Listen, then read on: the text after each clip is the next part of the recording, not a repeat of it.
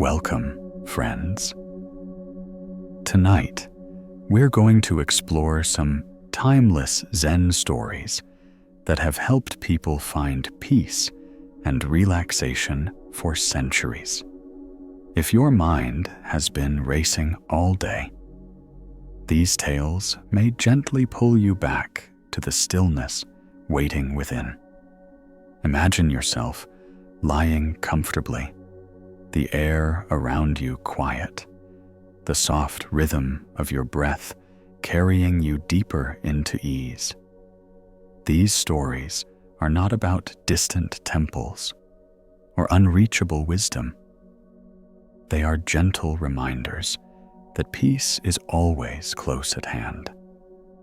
In our busy lives, it's easy to forget that calm isn't out there. It's already yours to uncover. Each story you hear tonight is a doorway to that inner stillness.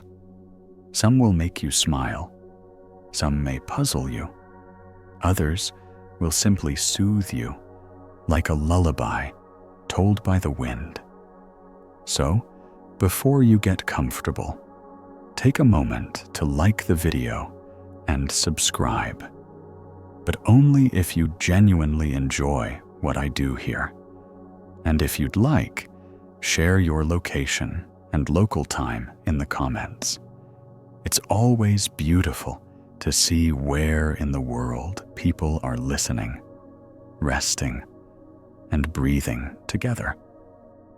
Now, let's ease into tonight's journey together. The first story is called The Empty Boat. Imagine a wide river in the quiet of dawn. Mist drifts across the surface, and the water glimmers with the first touches of sunlight. A fisherman rows his small boat slowly, his face calm as he watches ripples spread around him. Then, suddenly, another boat drifts near, bumping against his side. Startled, the fisherman feels anger rise within him. He grips his oar tightly, ready to shout. But then he sees the boat is empty. No one sits inside. His anger dissolves like mist in sunlight. The Buddha taught that much of our suffering comes from clinging to anger and reacting to what we imagine is an attack. But often the boat that strikes us is empty. Life's bumps and interruptions are not always personal. They are simply the currents of the river. Zen masters have used this story for centuries to remind students to let go of unnecessary anger. Some even practiced a quirky exercise. Whenever they felt irritation towards someone, they whispered to themselves, "Empty boat." It was a way of softening the heart, of remembering that much of what feels like an offense is simply life moving. What would happen if you treated your frustrations this way? Could you see interruptions not as insults, but as empty boats drifting on the river of life? A Zen master might ask, when the boat is empty, who is there to fight? The question isn't meant to confuse, but to free you. Anger often needs an enemy, but when no enemy exists, anger has nowhere to live. Reflect on your day. Perhaps someone cut in line, or a message felt harsh, or a plan changed suddenly. Each bump was a boat drifting near. If you can see it as empty, if you can loosen your grip on anger, you discover peace much more quickly. Imagine yourself tonight on that quiet river. The water laps gently against your boat. Cool mist brushing your skin. Another vessel drifts close, brushing your side. For a moment, you feel the spark of irritation, but then you see it is empty, harmless, simply carried by the current. Your shoulders relax, your breath slows, and you smile softly. There is another story of a monk who meditated by a lake. Villagers sometimes left boats untied, and they drifted freely. At first, the monk grew annoyed until he realized every drifting boat was his teacher, reminding him of the futility of anger. From then on, he welcomed each bump as a lesson, not a nuisance. Perhaps the empty boat can be your teacher tonight. As you lie here, allow your mind to release the day's irritations. Each one is just a vessel drifting by. You need not chase, argue, or push away. You can let the river carry them while you rest in stillness. The teaching of the empty boat is simple yet profound. Peace comes when you stop fighting what was never against you. So as you close your eyes, imagine drifting on calm water. Let every irritation of the day turn into an empty boat, gliding gently past, leaving you with nothing but silence, mist, and the wide expanse of the river. The story glides onward into a place where sound itself becomes a teacher.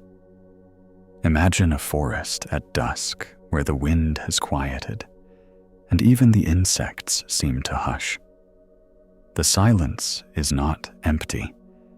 It is full, alive, rich with the presence of everything that is not speaking. You hear your own breath more clearly, and the gentle rhythm of your heart seems like a drum hidden deep inside. This is the story known as the sound of silence. The Buddha often taught that true wisdom can be found not only in words, but in the spaces between them. Just as music is shaped by pauses, the mind finds peace not in constant chatter, but in quiet. Silence is not the absence of life. It is the canvas that holds all life. Without it, no sound could be heard. No teaching could be understood. There is a Zen story of a student who asked his master to explain truth. The master simply sat in silence. Minutes passed, and the student grew restless. Finally, the master spoke. "Why do you not hear the answer?"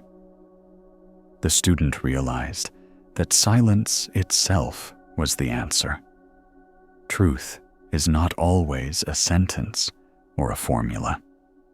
Sometimes it is the quiet recognition of what already is. Think about your own daily life. Digital fatigue often fills every moment with sound or noise, buzzing notifications, endless voices, streaming music, podcasts, and chatter. The ears never rest. The mind becomes like a cup overflowing, unable to hold more. Yet silence, when allowed, is like pouring out the excess, leaving the vessel clean and open again. Some monks practiced quirky exercises to remind themselves of silence. One tradition was called the vow of dawn. Each morning, they remained completely silent until the sun had fully risen. They went about their tasks, fetching water, sweeping courtyards, preparing tea, without a single word. At first, it felt strange, but soon they discovered that silence made every action vivid. The sound of broom bristles against stone, the ripple of water in a bucket, even the hiss of steam from the teapot became sacred music. What would happen if you gave yourself a small vow of silence in your own day, even for 5 minutes?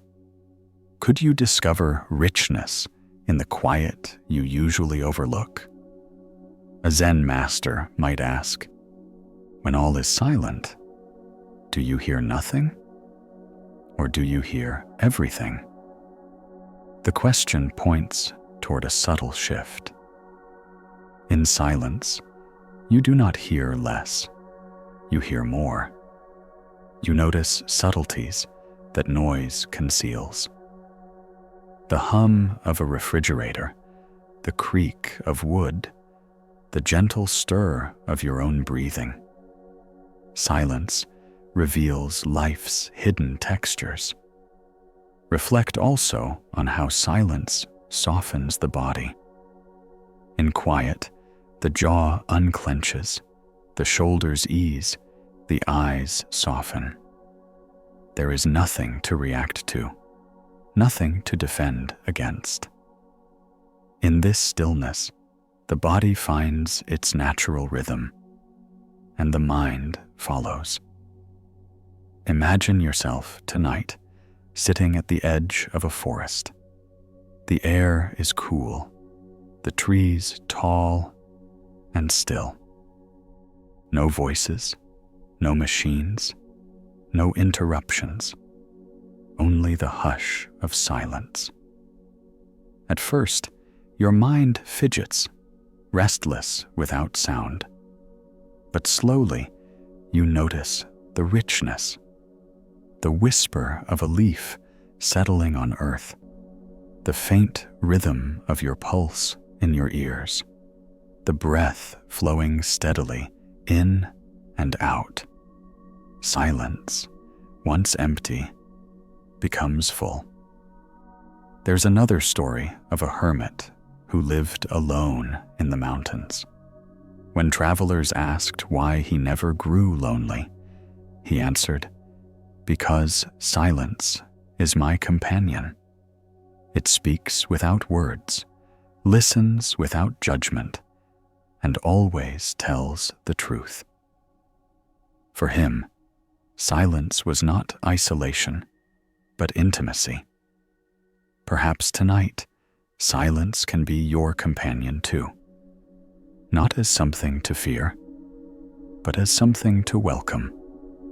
It does not scold, it does not demand, it only invites you to rest. Outside your window, the night may hold its own quiet. Even if faint noises drift in, a passing car, the murmur of distant voices, they dissolve quickly into the greater silence of evening. Notice how silence holds them gently, never resisting, never losing its depth. The teaching of silence is this: peace is not something to add, but something to uncover. Beneath noise, beneath chatter, beneath restless thought, silence waits. It has always been there. It always will be.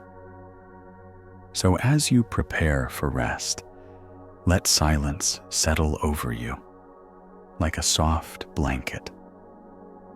Do not chase it, simply notice it. Between one breath and the next, between one thought and the next, there is silence. In that space, your mind grows clear, your body softens, your heart eases. The sound of silence is not emptiness. It is the lullaby of stillness, carrying you gently toward sleep. The story drifts now toward a simple household object, fragile and familiar, yet carrying a timeless teaching. Imagine a teacup resting on a wooden table. The cup is plain, made of clay, smooth and cool to the touch. In the lamplight, it glows faintly, holding warmth from the tea within. To the eye, it seems solid, reliable, ready to serve for years. But in truth, it already holds its own destiny. One day, it will crack, or fall, or shatter. This is the story known as the broken teacup. The Buddha often reminded his followers that impermanence is the very nature of life. Everything changes, everything passes, everything breaks. To resist this truth is to invite suffering. To accept it is to find peace. The teacup teaches us to love and appreciate without clinging, knowing that every moment is precious precisely because it will not last. There is a Zen story of a master who handed a student a teacup and said, "This cup is already broken."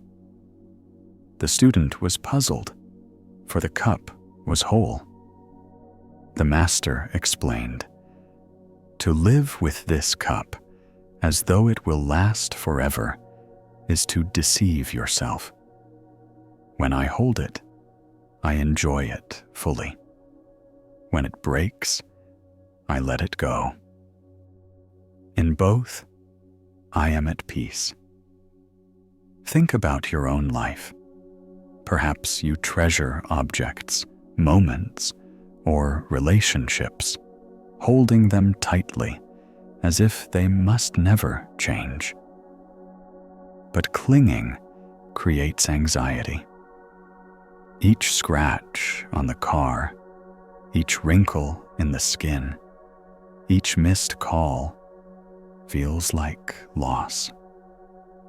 Yet if you can see, as the master did, that the teacup is already broken, then every use becomes a gift, every moment a celebration. Some monks practiced a quirky ritual with this teaching. They would take old bowls, cracked or chipped, and use them for daily meals rather than perfect ones. They called them teaching bowls. Each crack reminded them of impermanence, and each meal became more vivid because of it. Eating from a chipped bowl made them grateful for both the bowl and the food, knowing both would pass. What would happen if you treated something precious in your own life as already broken? Could you love it more freely, without fear of losing it? Could you savor the moments more deeply, knowing they will end? A Zen master might ask, if the cup is already broken, is it less beautiful or more? The answer reveals that beauty is sharpened by impermanence. A flower wilting on a stem is no less beautiful because it fades. It is more so because its time is brief. Reflect also on how impermanence can soften fear. Many anxieties arise from believing pain will last forever. But like the teacup, all things change. Joy fades, but so does sorrow. Clouds pass, storms end, wounds heal. Impermanence is not only loss, it is also hope. Imagine yourself tonight, holding a teacup in your hands. The clay is warm, the steam rising gently to your face. You take a slow sip, tasting the richness of the tea. In this moment, nothing else exists.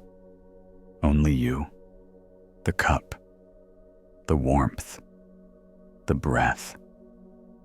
And when you set the cup down, you smile softly, knowing that even if one day it breaks, tonight it has offered peace. There's another story of a hermit who used a single cup for his entire life. One day, it finally slipped and shattered. His student gasped, expecting sorrow. But the hermit only laughed. For years, this cup has been broken in my mind. Now, it has caught up with reality. His joy was not in the loss, but in the freedom of release. Perhaps you too can carry this wisdom tonight.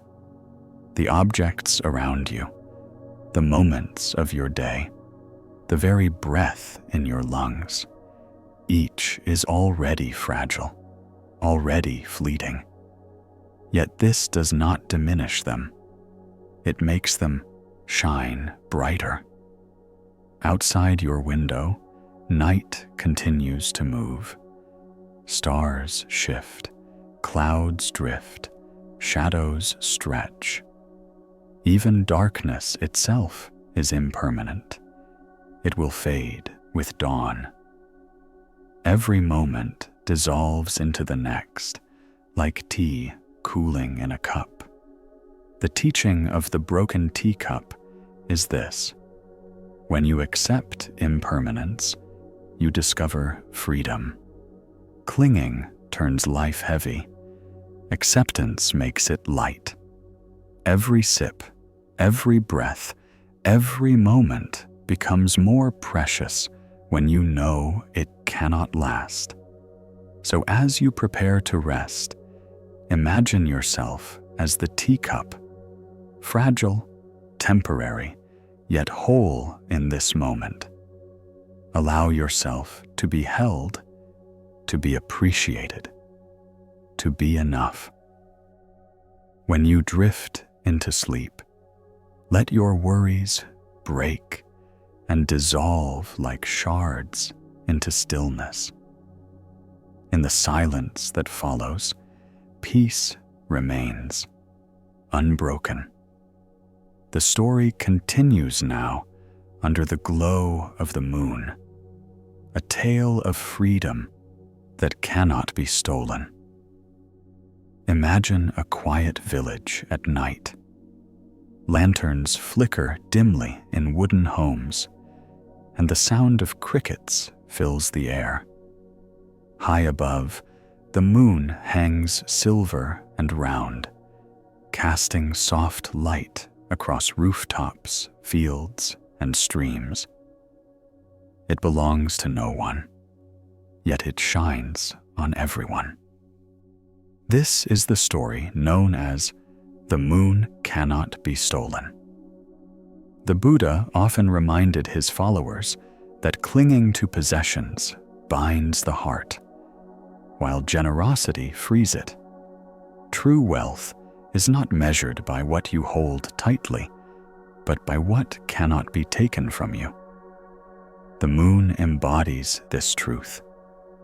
It shines freely, offering light to all, and no thief can carry it away. There is a Zen story of a master who lived in a small hut on the edge of a forest.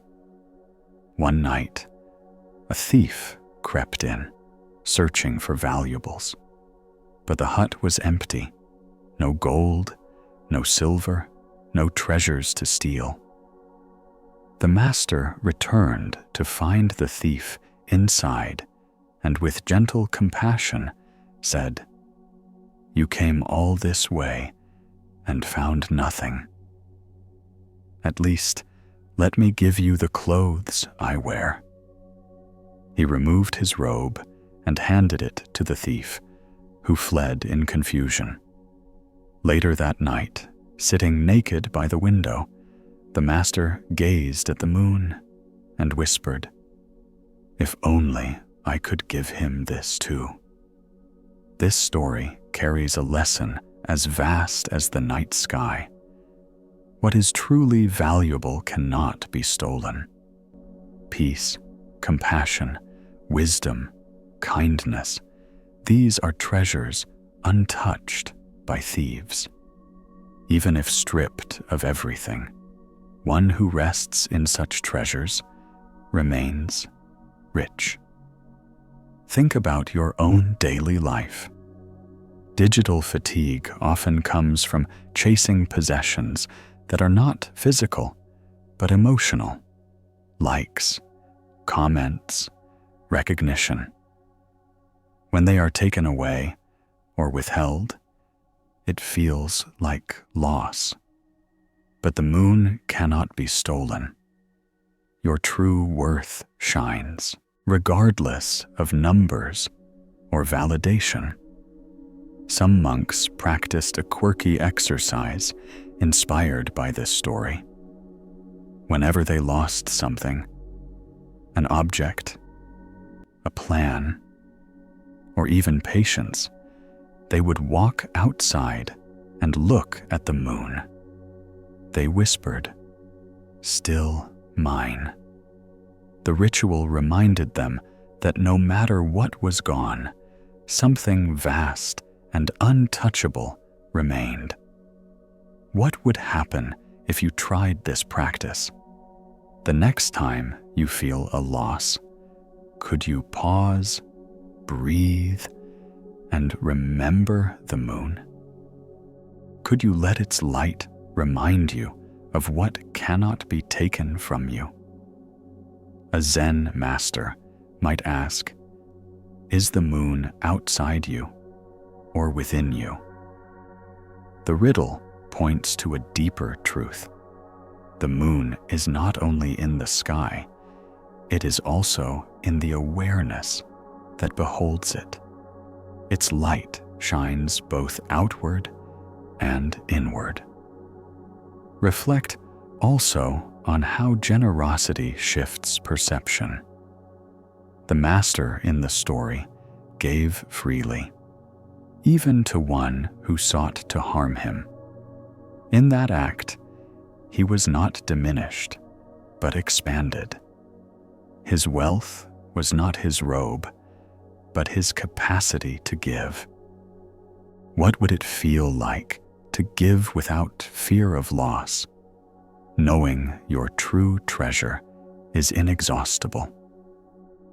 Imagine yourself tonight standing under the moonlight.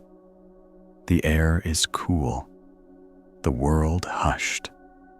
The moon glows above, steady and bright. You realize it shines equally on fields and rivers, on rich and poor, on thief and sage alike. It shines on you too, asking nothing, demanding nothing. Its light enters you, softening your heart, loosening your grasp on what you thought you needed. There's another story of a hermit who lived by a lake. Each night, he saw the moon's reflection ripple in the water. When asked what wisdom the moon gave him, he replied, "It teaches me that even reflections cannot be stolen. They belong to the moment, and then they pass." His life became one of gentle gratitude, unbound by fear of loss. Perhaps tonight, you too can let go of one burden of possession. Perhaps you can release one fear of losing. The moon will still shine, and so will you. Outside your window, perhaps you can glimpse the moon, or perhaps it is hidden behind clouds. Yet whether seen or unseen, it remains steady and whole. Even clouds cannot steal it. They only cover it for a while. The teaching of the moon is this: peace cannot be stolen. True wealth is not in what you clutch, but in what you are. Generosity reveals abundance, and awareness reveals treasures that cannot fade. So as you prepare to rest, imagine the moonlight filling your room, your breath, your body. Imagine it shining softly through your thoughts, easing each one into calm. Let the light remind you of treasures that cannot be taken, and in that gentle glow, drift into sleep as serene as the open sky. The story moves gently now to a quiet field where work and patience intertwine. Imagine a farmer guiding a large ox along furrows of earth. The sun is warm, the soil rich, and the ox moves slowly, its muscles steady and strong. Each step presses deep into the ground, carving lines that will one day hold seeds.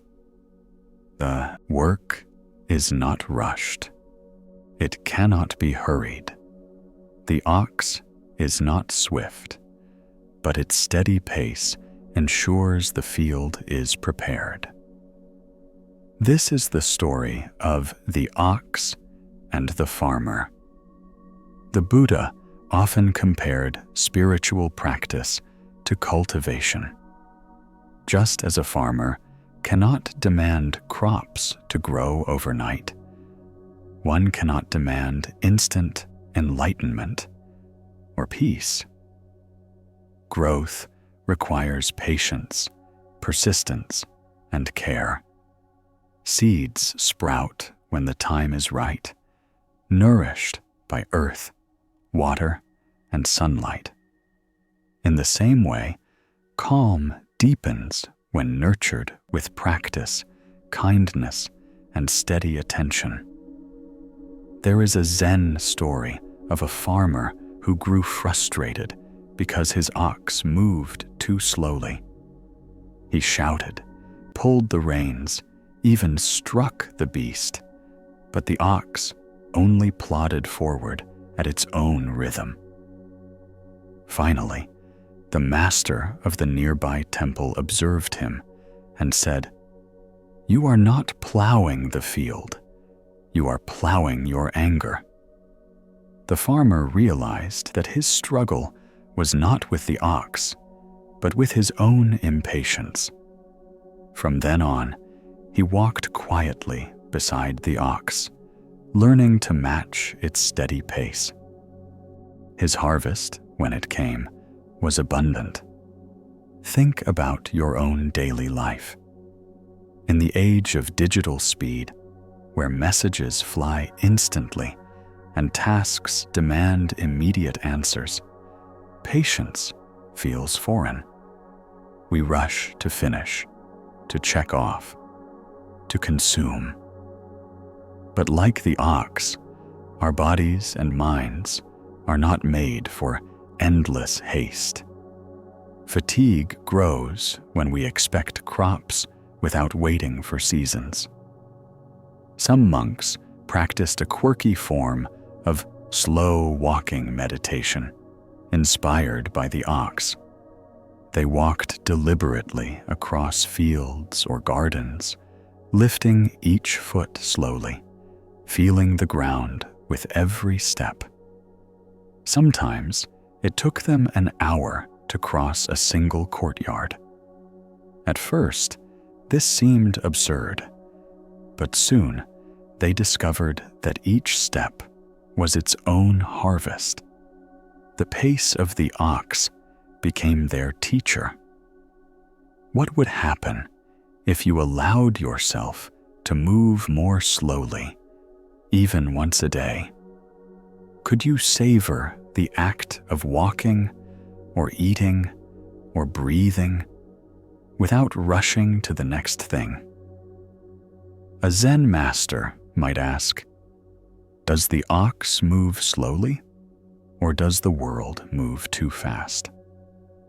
The question reveals a choice of perspective. Perhaps the ox's pace is natural, and it is our restless minds that race too quickly. Reflect also on how patience bears fruit. Crops do not sprout because the farmer demands them. They sprout because he prepares the soil and waits. Likewise, peace does not arrive because you chase it. It arrives because you nurture conditions for it. Stillness, kindness, openness. The harvest of calm comes when you let time ripen it.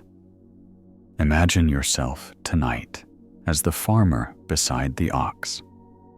The earth is warm beneath your feet, the air filled with the scent of soil.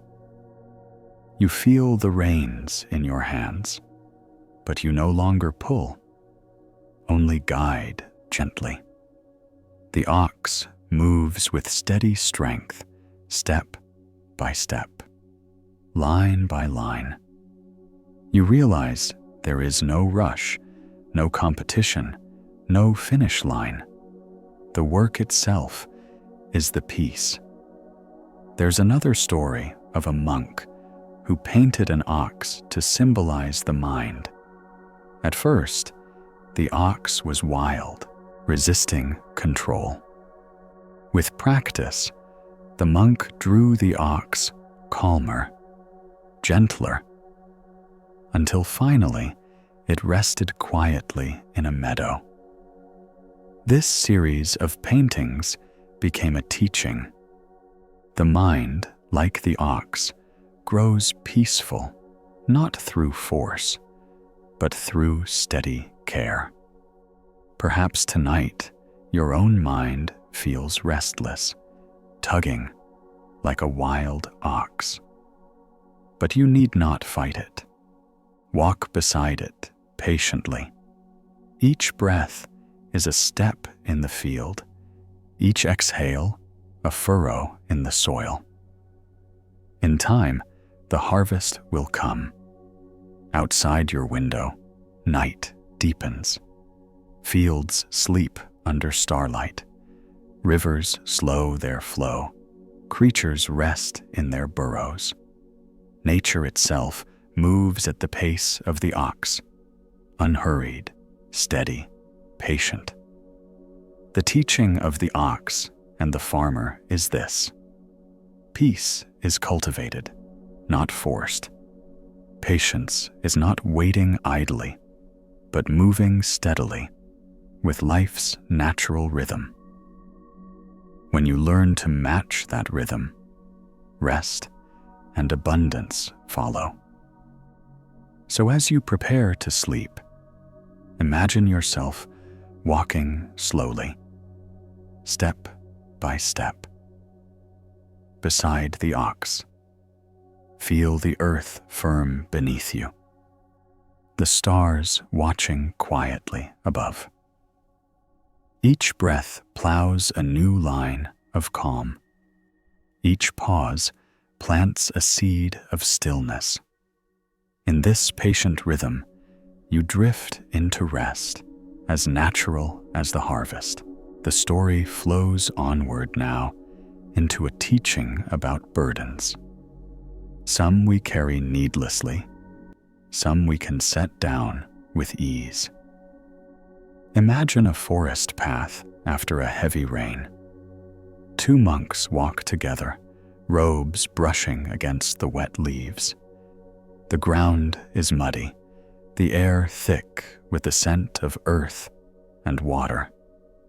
Ahead, a young woman stands at the edge of the path, hesitant, unable to cross a wide puddle without soiling her clothes. She looks at the monks with quiet desperation. This is the story known as Two Monks and the Woman. The Buddha often taught that clinging is the root of suffering. We cling not only to objects, but to thoughts, memories, and judgments. The weight of what we refuse to let go makes our journey heavier than it needs to be. The monk's story is a perfect mirror for this truth. In the tale, the elder monk immediately lifts the woman, carrying her across the puddle before setting her gently down. She bows in gratitude and continues on her way. The younger monk, shocked by this act, remains silent until evening. Finally, unable to restrain himself, he says, "Brother, our vows forbid contact with women." "Why did you do that?" The elder monk smiles softly and replies, "I set her down hours ago." "Why are you still carrying her?" This answer reveals a deep teaching. The true burden is not the act itself, but the clinging mind. The elder monk helped with compassion and then released the moment. The younger monk carried it in judgment all day, exhausting himself with weight that wasn't real. Think about your own day. How many moments do you continue to carry? A harsh word from a colleague, a mistake replayed endlessly, a worry about tomorrow. Each is a woman at the puddle. If you can set them down, they lose their weight. If you hold them, they follow you, heavy and relentless. Some monks practiced a quirky exercise to remind themselves of this teaching. At the end of each day, they wrote down one burden they still carried: a regret, a frustration, a worry. Then they placed the paper in a small bowl of water and let the ink dissolve. The ritual was simple but powerful, a way of physically watching burdens fade. What would happen if you tried such a practice? Could you let your lingering thoughts dissolve like ink, freeing your mind to rest? A Zen master might ask, is the burden the woman or the thought of the woman? The riddle points to the truth that often the event itself is brief. It is our endless replaying of it that becomes the true weight. Reflect also on how compassion differs from clinging. The elder monk helped without hesitation because his act was pure kindness. He did not hold it, he did not analyze it. He simply acted and moved on. The younger monk, by contrast, carried judgment long after the act ended. Which path do you choose in your own life? Compassion that releases, or judgment that binds? Imagine yourself tonight walking that forest path. The ground is wet, the air cool and fragrant. You see the puddle, the woman, the hesitation. You act with kindness, then continue walking. The forest grows quiet again, your steps light, your breath steady. You realize the road feels easier because you are carrying nothing more than the present moment.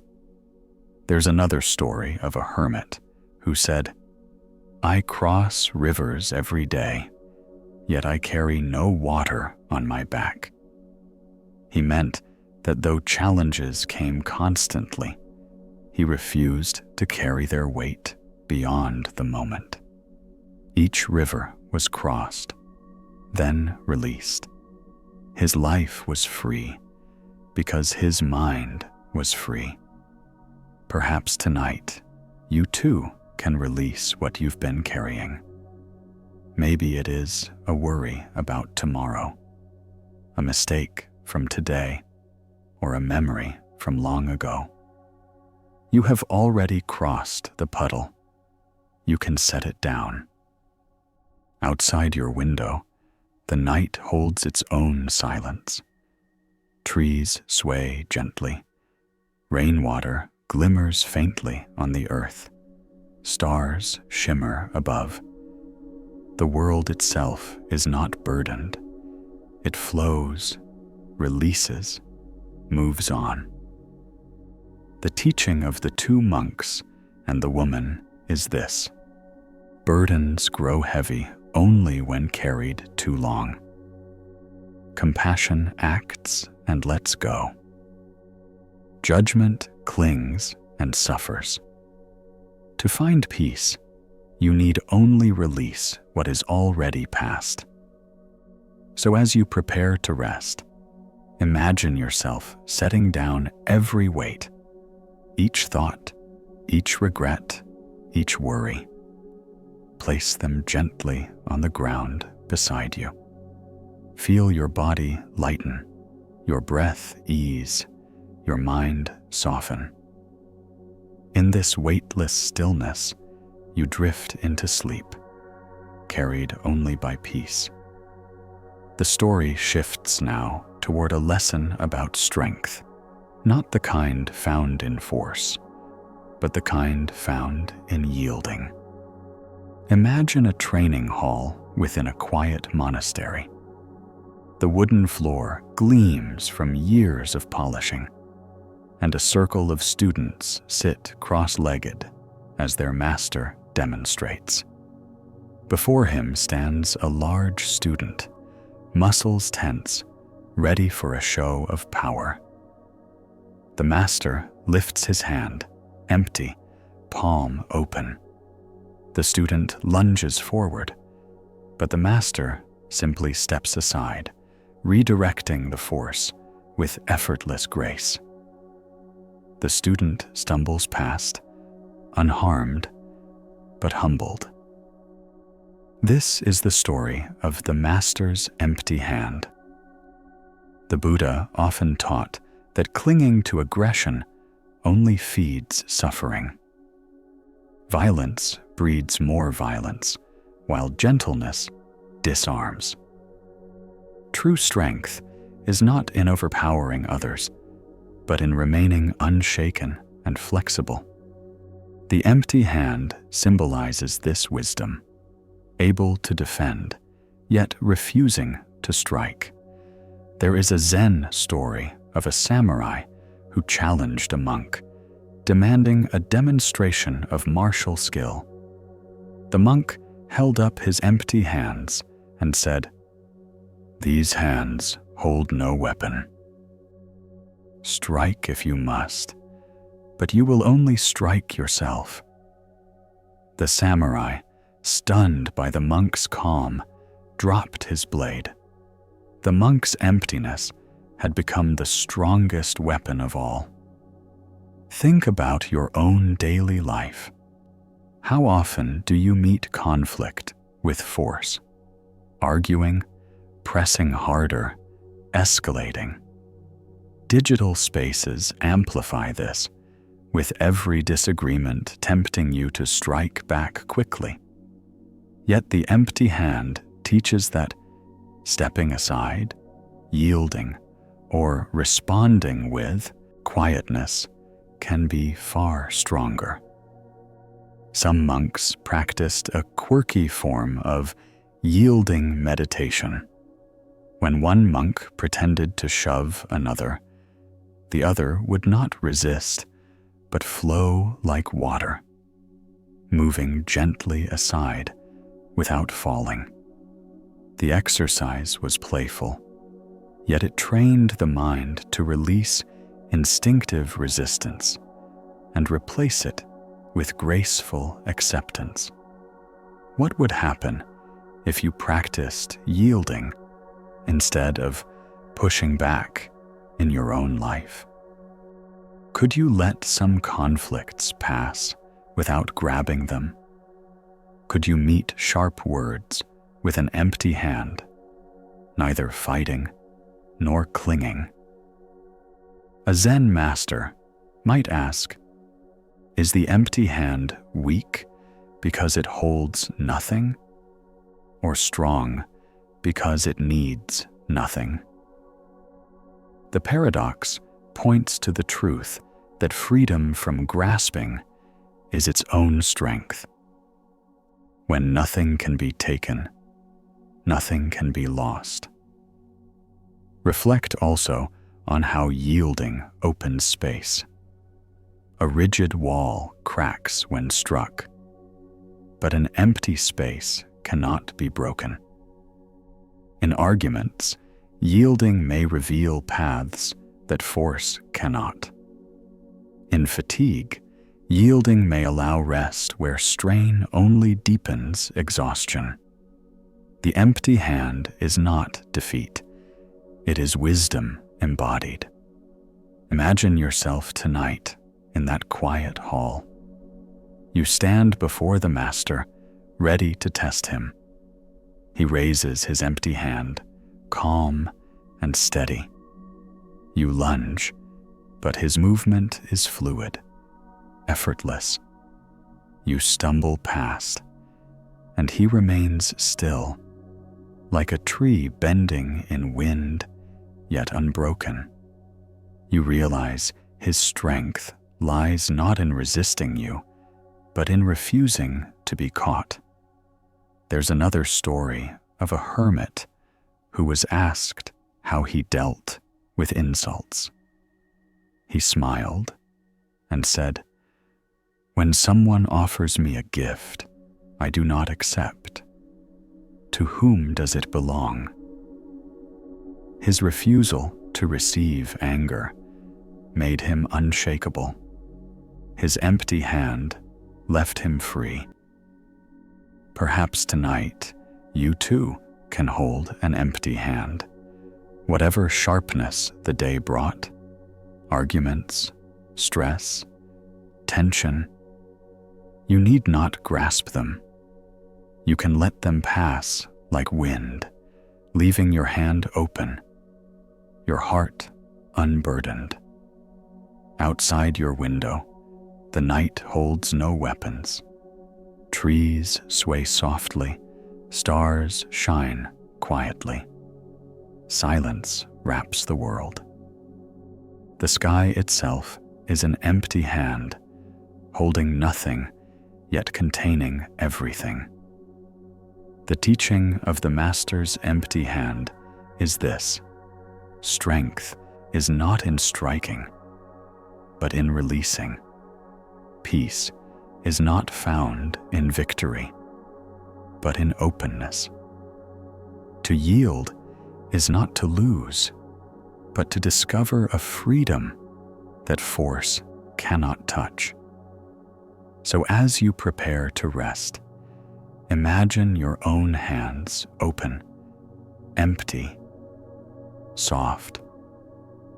Let every conflict of the day slip through your fingers. Let every tension dissolve in the stillness of yielding. In your empty hands lies endless strength, carrying you gently into sleep. The story drifts now into the hills, where the sound of laughter echoes against stone and sky. Imagine a hermit's hut perched on the edge of a valley. The hut is simple, just wood, straw, and a small fire pit. Inside lives a monk who owns almost nothing. His robe is patched, his food plain, his days quiet. Yet every morning, villagers hear him laugh, deep, bright laughter, rolling out from the mountainside. He laughs not at jokes or tricks, but simply at the joy of being alive. This is the story of the laughing hermit. The Buddha often reminded his followers that joy does not depend on possessions. It is not bought or won, but discovered in simplicity. When the mind is free from craving, even a plain bowl of rice becomes a feast, and even silence becomes music. The hermit's laughter is not foolish. It is wisdom expressed as joy. There is a Zen story of a visitor who climbed to meet this hermit. Troubled by worries, the visitor asked, "Why do you laugh when life is filled with suffering?"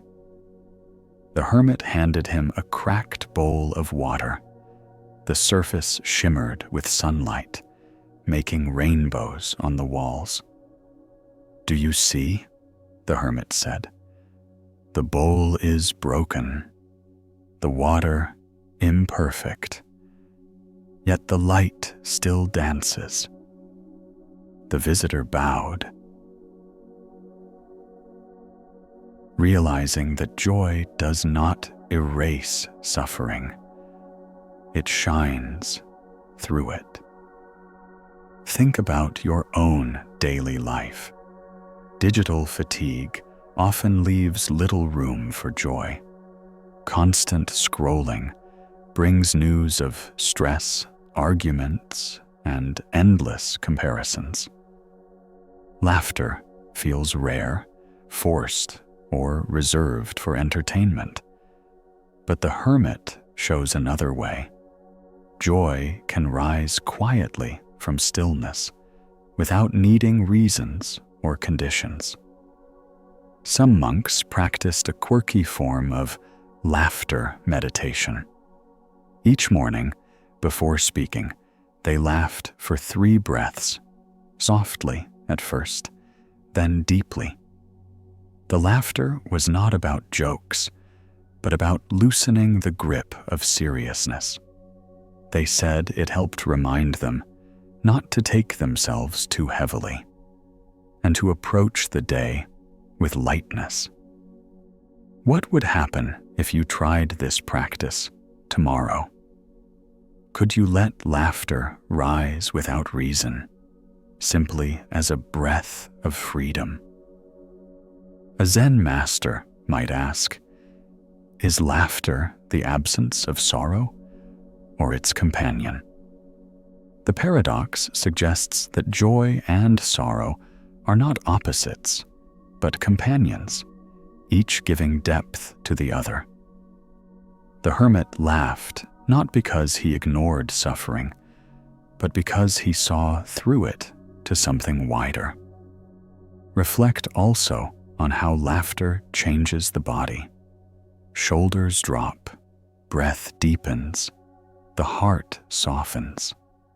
Even in moments of fatigue, a small smile can open space where heaviness ruled. Joy is not an escape. It is a reminder of balance. Imagine yourself tonight walking up that mountain path. The air grows thinner, the pine trees sway, and you hear it, the hermit's laughter echoing down the slope. When you reach his hut, you see him sitting cross-legged, eyes bright, chuckling at nothing at all. His joy is contagious. Soon you smile, then laugh quietly with him, the weight you carried dissolving like mist. There's another story of a monk who carried a tiny bell. Each time he grew serious, he rang it and laughed.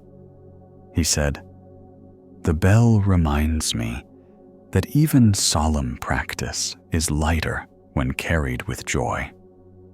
His life became both disciplined and playful, a balance that nourished him. Perhaps tonight, you too can ring your own inner bell. Maybe it is the memory of a smile, the sound of laughter shared with a friend, or simply the absurdity of how seriously the mind clings to its troubles. Even one small chuckle can open a door to rest. Outside your window, the night may seem serious, still, dark, quiet. Yet somewhere, perhaps near or far, someone is laughing, and that sound joins the rhythm of the world. The sky itself may not laugh, yet it echoes with the joy of countless lives living beneath it. The teaching of the laughing hermit is this: joy is not an escape, but a freedom. To laugh is to remember that life, even with its cracks and shadows, is illuminated by light. Joy needs no reason, only openness. So as you prepare to sleep, let your face soften into a smile. Let a quiet chuckle rise, even if no one hears it. Feel the lightness in your chest, the softening in your breath. Carry that laughter into your dreams, as gentle as the hermit's echo across the valley. The story carries us now into the swaying hush of a bamboo grove, where tall green stalks rise like living pillars of a natural temple. Imagine sunlight filtering through the leaves, painting the ground with shifting patterns of light and shadow.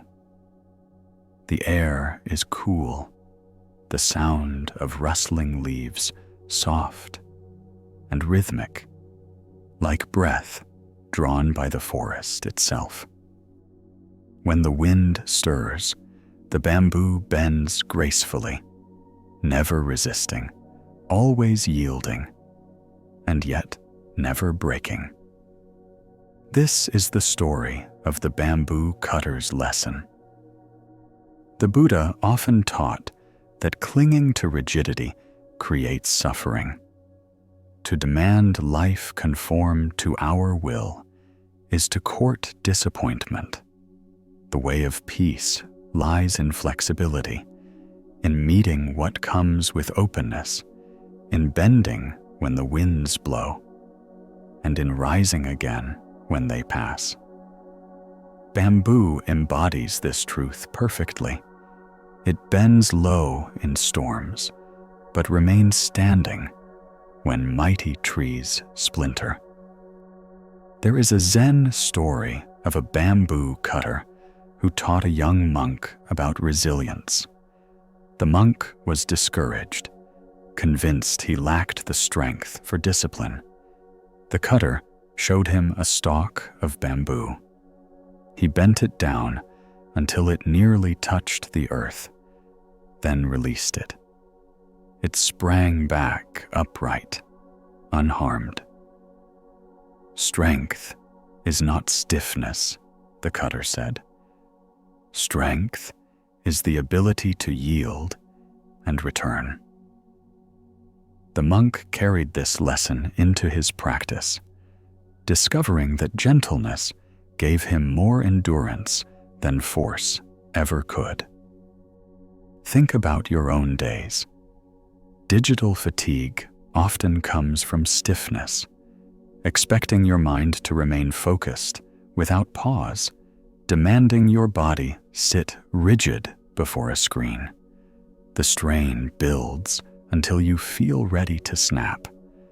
But what if, like bamboo, you allowed yourself to bend, to pause, to stretch, to soften, to return? Flexibility is not failure. it is resilience.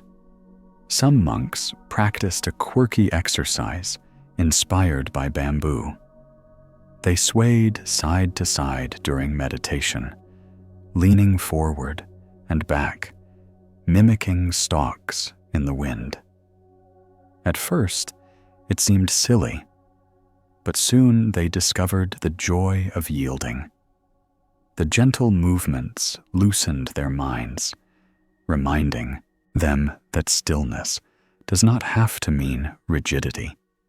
True meditation could be as flexible as bamboo. What would happen if you gave yourself permission to sway, to move, to bend when life pushes? Could you discover resilience not by holding tight, but by releasing? A Zen master might ask, does bamboo survive the storm because it is weak, or because it is strong? The question invites reflection. Perhaps true strength is the kind that does not resist life's pressures, but flows with them. Reflect also on how bamboo grows. It begins unseen, with deep roots spreading underground for years before the stalks emerge. Then suddenly, in a short time, it can grow taller than a person in mere weeks. Flexibility is not only in its stalks, but also in its patience. Growth comes when the time is right, not when demanded. Imagine yourself tonight walking through that grove. The wind moves softly, bending the bamboo around you like a sea of green. You sway slightly too, your breath matching the rhythm of the leaves. You feel yourself part of the forest, not resisting, not rigid, simply alive and flexible. There's another story of a hermit who built his hut entirely of bamboo. Each creak in the wind, each rustle in the rain, reminded him of resilience. "This house is never still," he said, "and so it never breaks."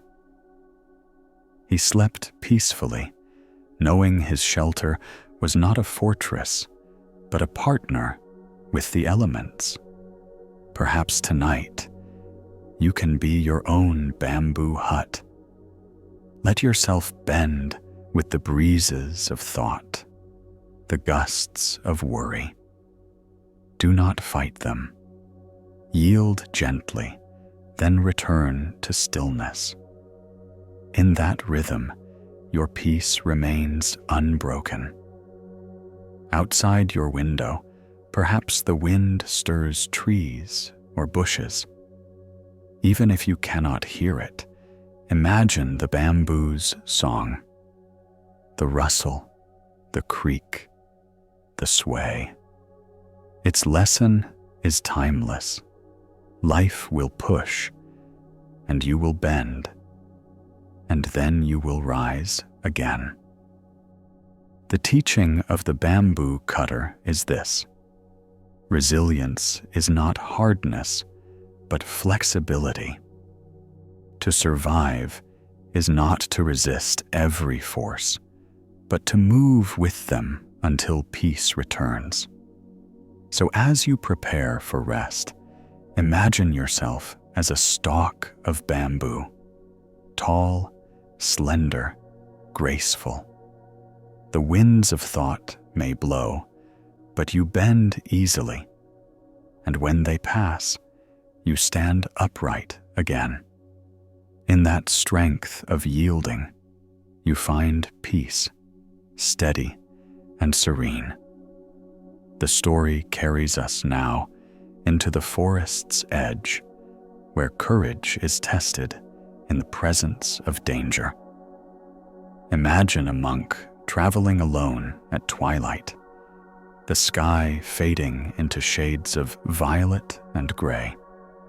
His path winds through tall grasses, the air heavy with the scent of earth after rain. Suddenly, a rustle breaks the stillness, and from the shadows emerges a tiger. Its eyes gleaming, its body powerful, its steps deliberate. The monk feels his heart pound, yet he does not flee. Instead, he pauses, breathes, and bows lightly. This is the story of the monk and the tiger. The Buddha often taught that fear arises when the mind leaps into imagined futures, clinging to what might happen, resisting uncertainty. Peace comes when we meet the present moment fully, without escape. The tiger is not only an animal, it is also the symbol of every fear we carry. The monk's bow is not surrender to death, but surrender to presence. There is a Zen story where, confronted by a tiger, a monk did not panic. Instead, he noticed a cluster of wild strawberries nearby. Calmly, he picked one, placed it on his tongue, and savored its sweetness. The tiger remained, the danger real, but so was the strawberry's taste. In that moment, the monk lived fully, not in fear of what might be, but in gratitude for what was. Think about your own life. Digital fatigue often feels like a tiger. Looming deadlines, constant notifications, unending demands. Your mind races, heart quickens, fear builds. But what if you, like the monk, paused to taste the strawberry? Could you meet your tiger, not with panic, but with presence? Some monks practiced a quirky ritual called tiger sitting. In meditation, they visualized a tiger before them. Their task was not to run or to fight, but to breathe calmly in its presence. At first, the practice terrified them, but slowly they discovered that the tiger lost its fangs when faced with calm awareness. The fear lived in their minds more than in reality. What would happen if you practiced tiger sitting in your own life? Could you sit with fear rather than fleeing it? Could you notice its power without letting it rule you? A Zen master might ask, is the tiger your enemy or your teacher?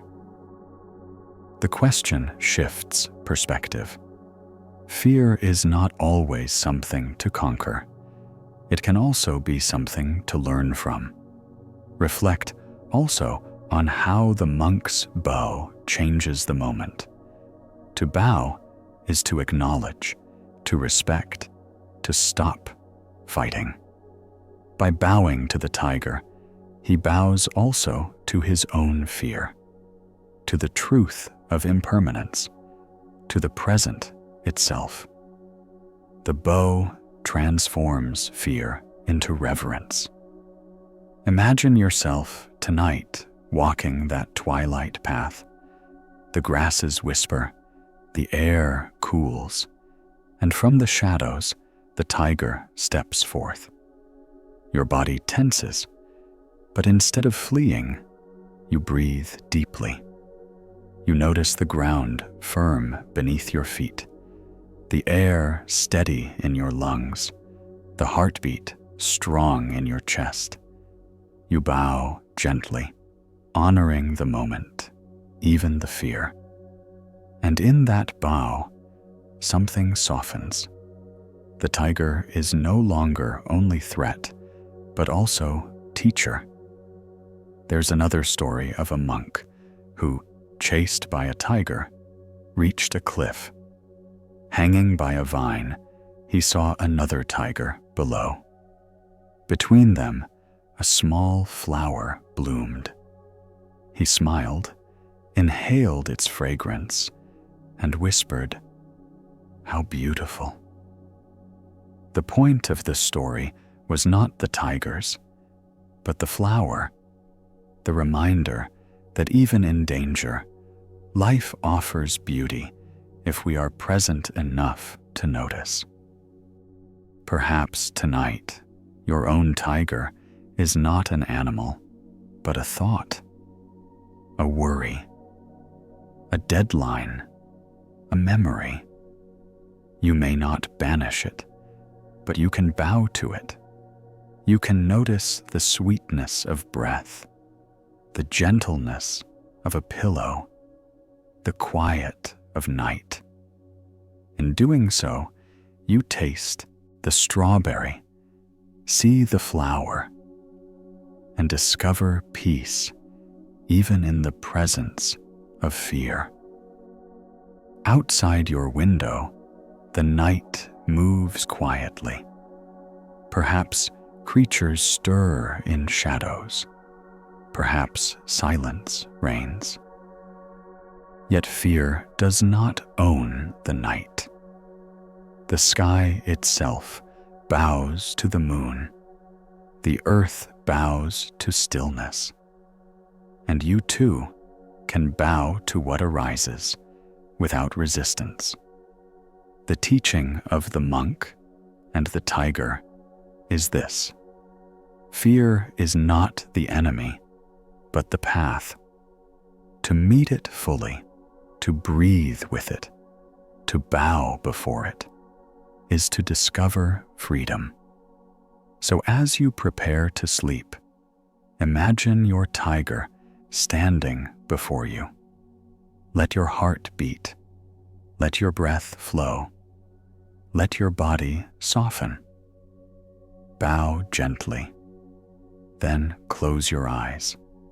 Fear loses its claws when met with presence, and in that presence, you drift into rest, safe and serene. The story drifts now toward the shore, where children play with sand beneath the sun. Imagine a wide beach, golden grains stretching as far as the eye can see. Waves lap gently, the air warm and filled with the sound of gulls calling overhead. A group of children gather near the water's edge, shaping towers, walls, and bridges from wet sand. They laugh as they smooth the edges, decorate with shells, and dig moats to guide the tide. For a moment, their castle looks strong and grand, a tiny kingdom by the sea. Then the waves roll in, slowly at first, then with strength, until the castle crumbles and dissolves back into sand. The children do not weep. They laugh, clap their hands, and begin again. This is the story of the child's sandcastle. The Buddha often taught that clinging to permanence is the seed of suffering. Everything built, whether from sand, stone, or dreams, will eventually dissolve. The wise do not mourn this. They accept it, even celebrate it. The children teach us this truth. Joy is found not in the lasting, but in the moment of creation itself. There is a Zen story of a monk who grew frustrated when his careful plans collapsed. His master took him to the beach where children played with sand. "Look," the master said, "they build without clinging. They know the tide will come, yet they smile. Why not you? The monk realized that his pain was not in the loss, but in his refusal to release. Think about your own life. How many sandcastles have you built? Projects, relationships, routines that you hoped would last forever? Digital spaces amplify this illusion. Photos saved, posts published, files stored. Yet even these castles are temporary, vanishing with time or technology. Peace comes not from denying impermanence, but from playing joyfully while it lasts. Some monks practiced a quirky exercise at riverbanks. They built small sand towers each morning, only to bow and let the water wash them away. The ritual reminded them daily, nothing is permanent, and that is not a tragedy, but a rhythm of life. What would happen if you treated your own work like a sandcastle? Could you pour your heart into it, enjoy it fully, and then release it when the tide comes? A Zen master might ask, do you build the castle for the kingdom or for the play? The question points to a deeper shift. When life is lived as play, impermanence becomes part of the joy. Reflect also on how the sea itself teaches this lesson. The tide does not apologize for washing castles away. It simply moves, eternal in its rhythm, creating space for new play. In the same way, life clears away what is built, not as punishment, but as invitation to begin again. Imagine yourself tonight sitting at that shore. The sun warms your skin, the breeze carries salt on your lips. You scoop wet sand in your hands, shaping towers, smoothing walls. The tide rises, foam touching the edges, then swallowing your creation.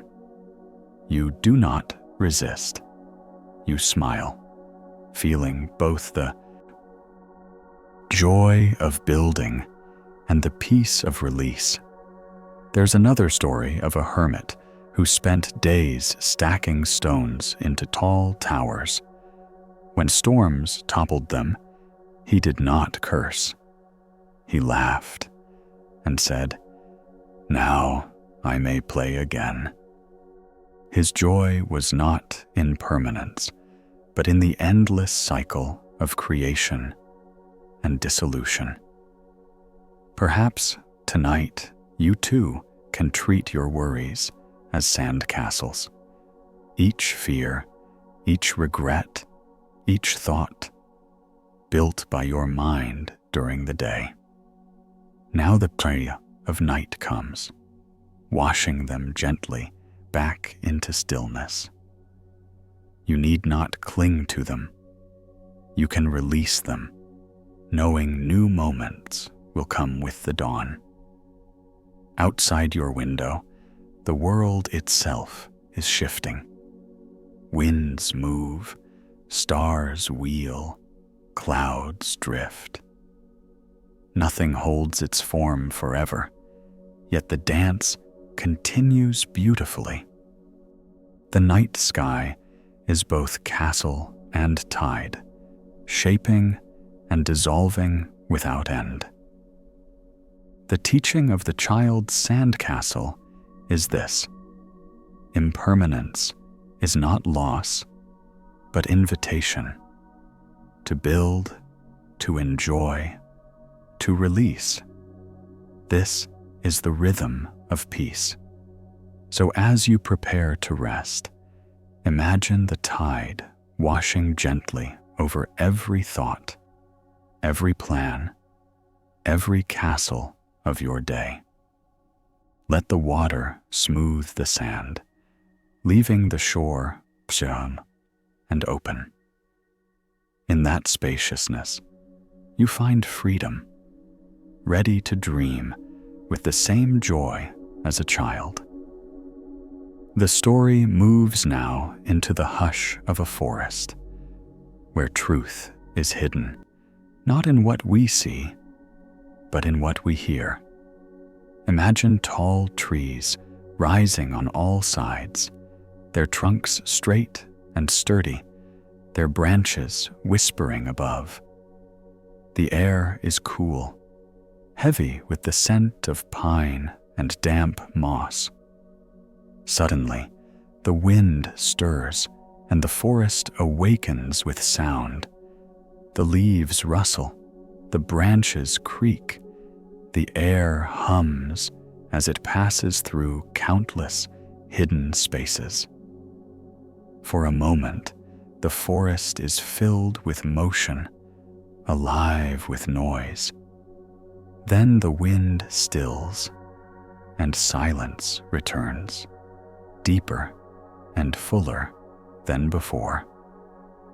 This is the story of the wind in the trees. The Buddha often taught that truth is not one-sided.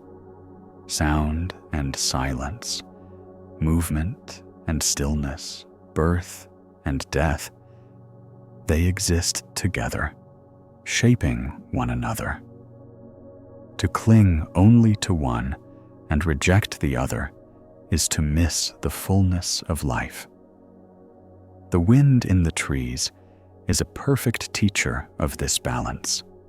Noise arises, then fades, and in both the essence of the forest is revealed. There is a Zen story of a monk who asked his master, "Does the wind move the flag, or does the flag move the wind?" The master replied, "Neither. It is your mind that moves." The riddle points toward a deeper truth. Sound and silence are not separate forces, but reflections within awareness. What stirs us is not the flag or the wind, but the way the mind meets them. Think about your own life. Digital fatigue often fills your mind with constant noise, messages, alerts, voices, and videos. Silence feels rare, even foreign. Yet just as the forest returns to stillness after the wind, your mind too can return if you allow it. Both the noise and the quiet are part of the same whole. Some monks practiced a quirky exercise to explore this teaching.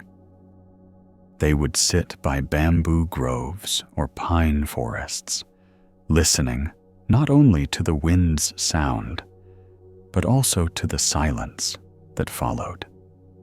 They treated both as equal teachers, noise revealing motion, silence revealing stillness. When asked what they heard, they often answered, "The truth between the two." What would happen if you listened this way in your own life? Could you find peace not only in the absence of noise, but also in the presence of it, knowing both are part of the same song? A Zen master might ask, "When the wind stops, where does the sound go?" The question invites reflection. The sound does not vanish into nothing. It simply rests within silence. The same is true of thoughts. They rise like wind, then return to the stillness of the mind. Reflect also on how sound reveals silence. Without the rush of wind, would you notice the depth of the quiet that follows? Without thoughts, would you notice the peace of mind's stillness?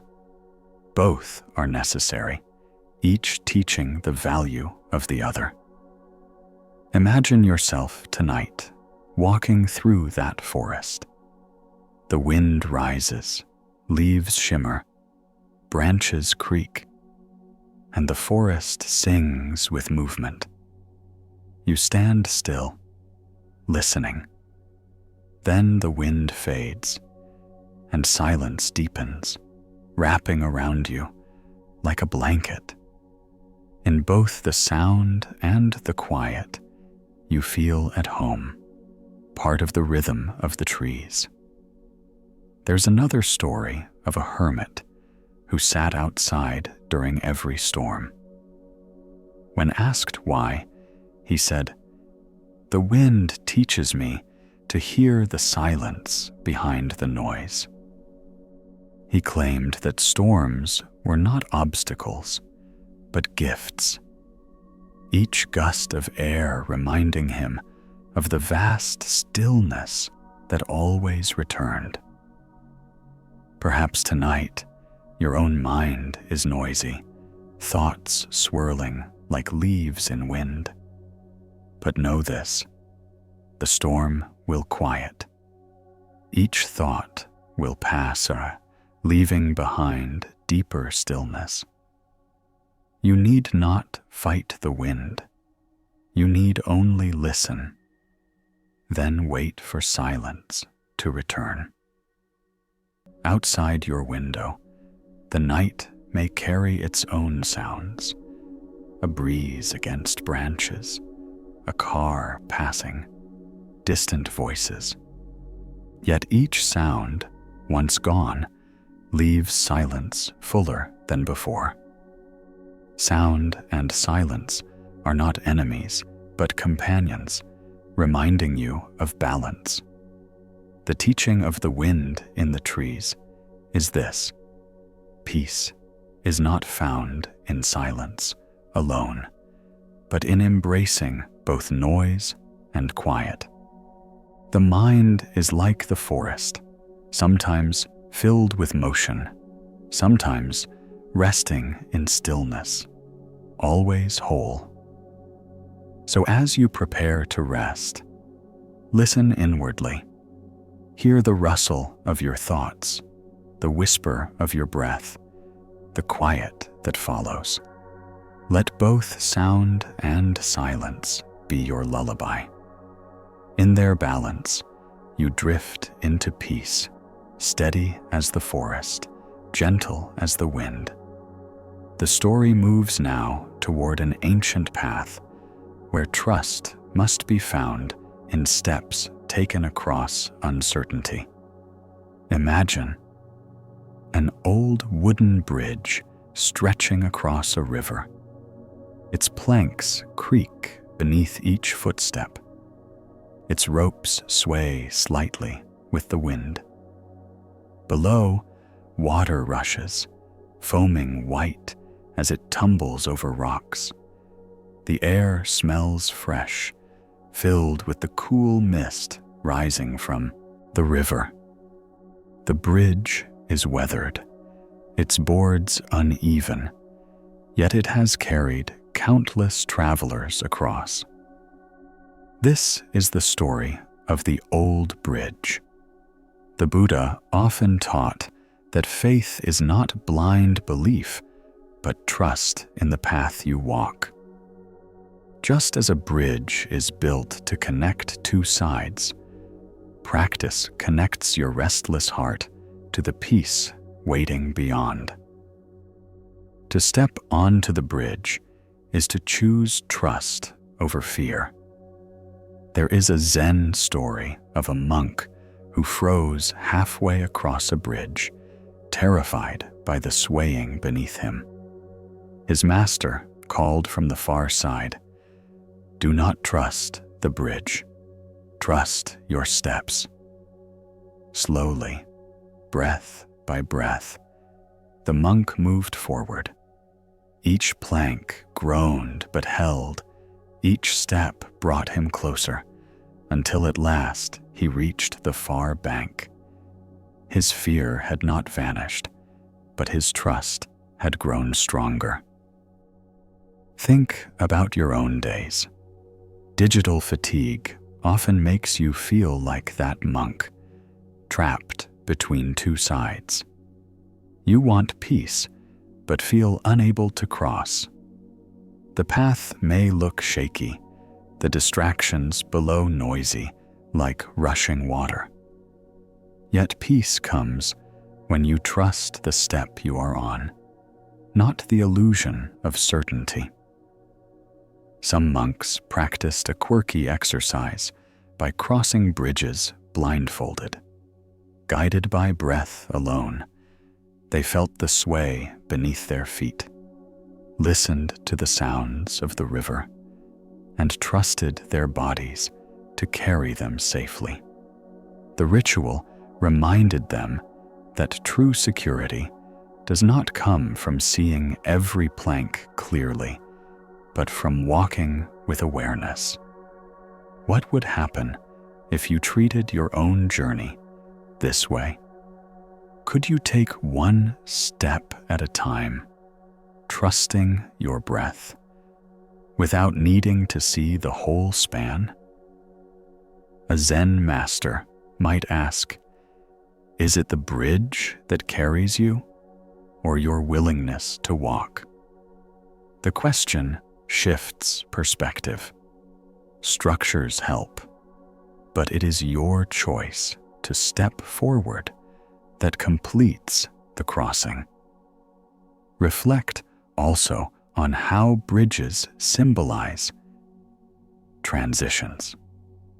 They lead from old to new, from familiar to unknown. To step onto a bridge is to admit you cannot stay where you are.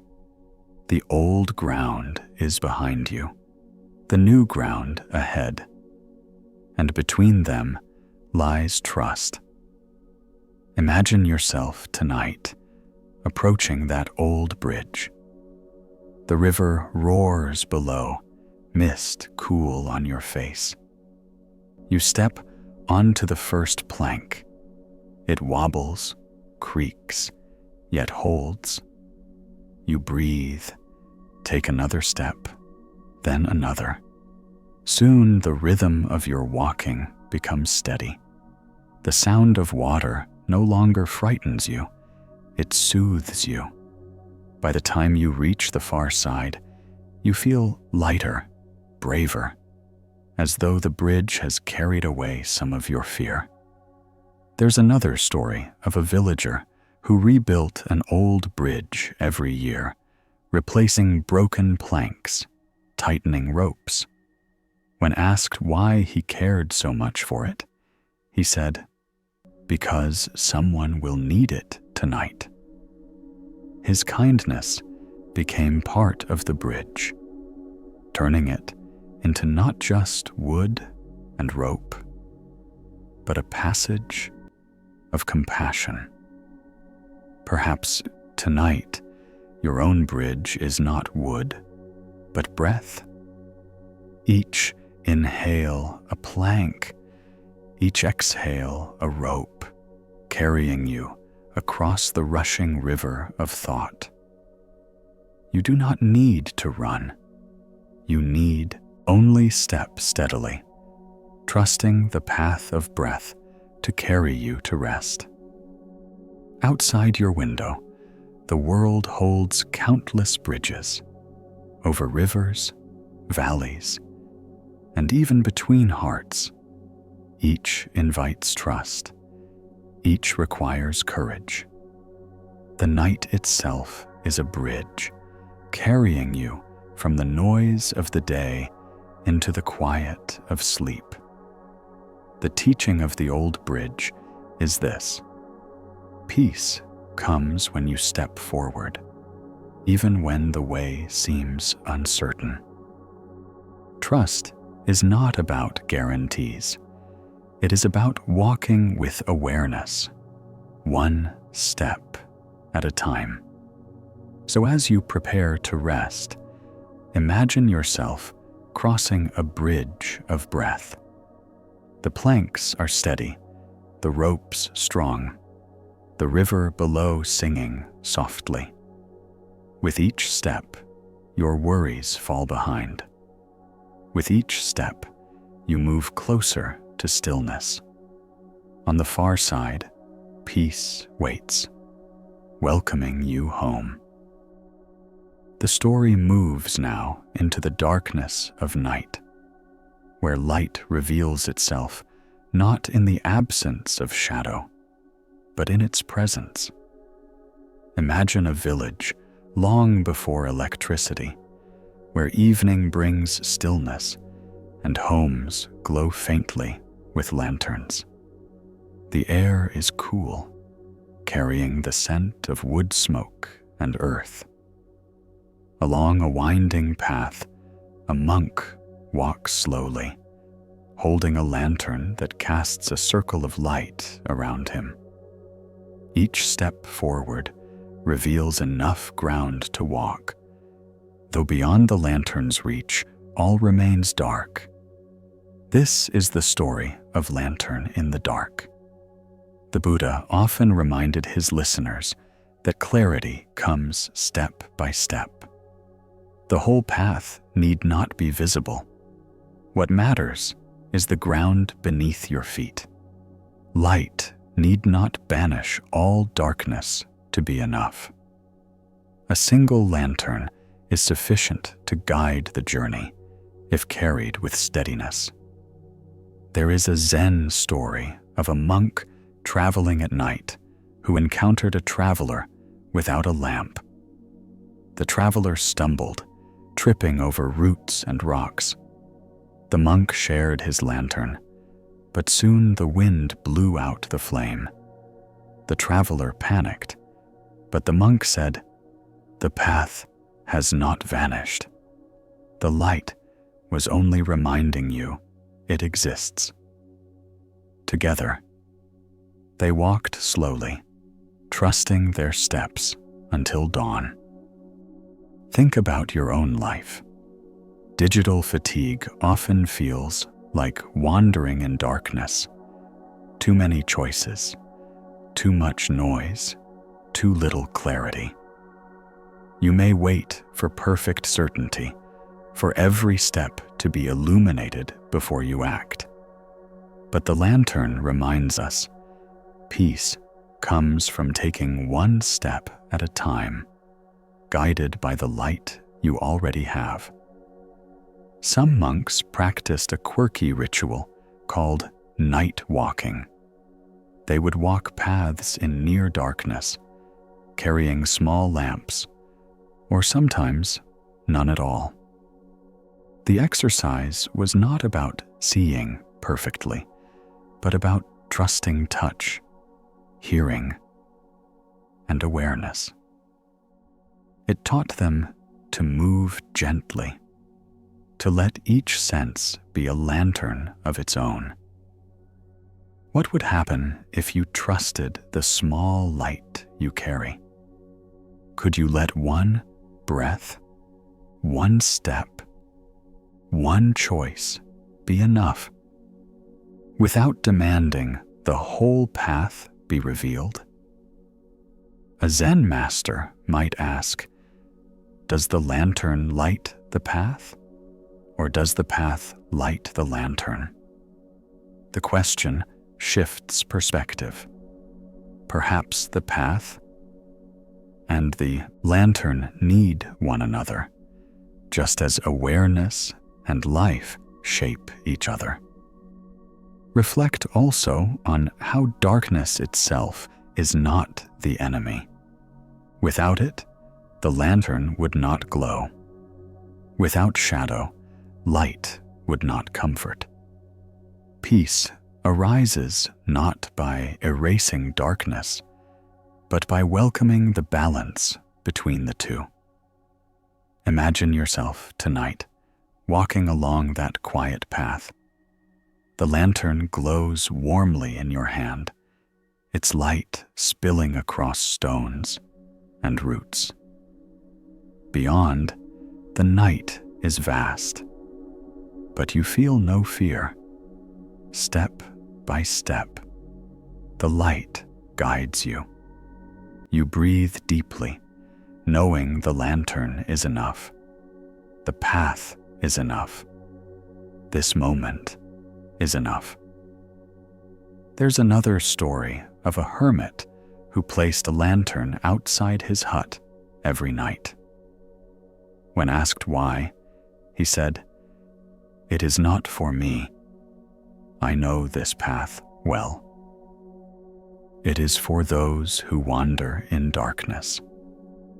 His lantern became a beacon of kindness, reminding travelers they were not alone. Perhaps tonight, your own lantern is not a flame, but your breath. Each inhale lights the moment. Each exhale softens the dark. You do not need to solve the future or replay the past. You need only carry this lantern of presence, guiding you gently into rest. Outside your window, the night itself holds lanterns. Stars gleam, the moon glows, fireflies spark in the grass. Each small light does not banish the dark, but softens it, reminding you that light and darkness belong together. The teaching of the lantern in the dark is this: clarity need not be total to be real. Even a small light is enough to guide you. Trust the step you can see, and peace will grow with each movement. So as you prepare to sleep, imagine holding a lantern close. Its light spreads softly, illuminating just enough space for your next breath, your next heartbeat, your next moment. The darkness beyond does not frighten you. It only reminds you how precious the light is. In this gentle glow, you walk steadily into dreams, carried by peace.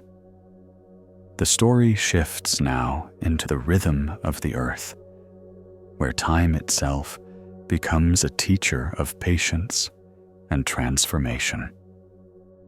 Imagine a wide field freshly turned, the soil dark and rich beneath the sun. A farmer kneels, pressing small seeds into the earth. The seeds are tiny, almost invisible against the expanse of soil. He covers them gently, waters them, and leaves them to the care of sun, rain, and time. Days pass, then weeks. At first, nothing appears, only bare ground.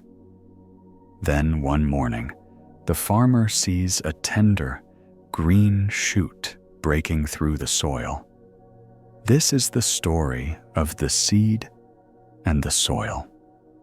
The Buddha often taught that causes and conditions shape every moment.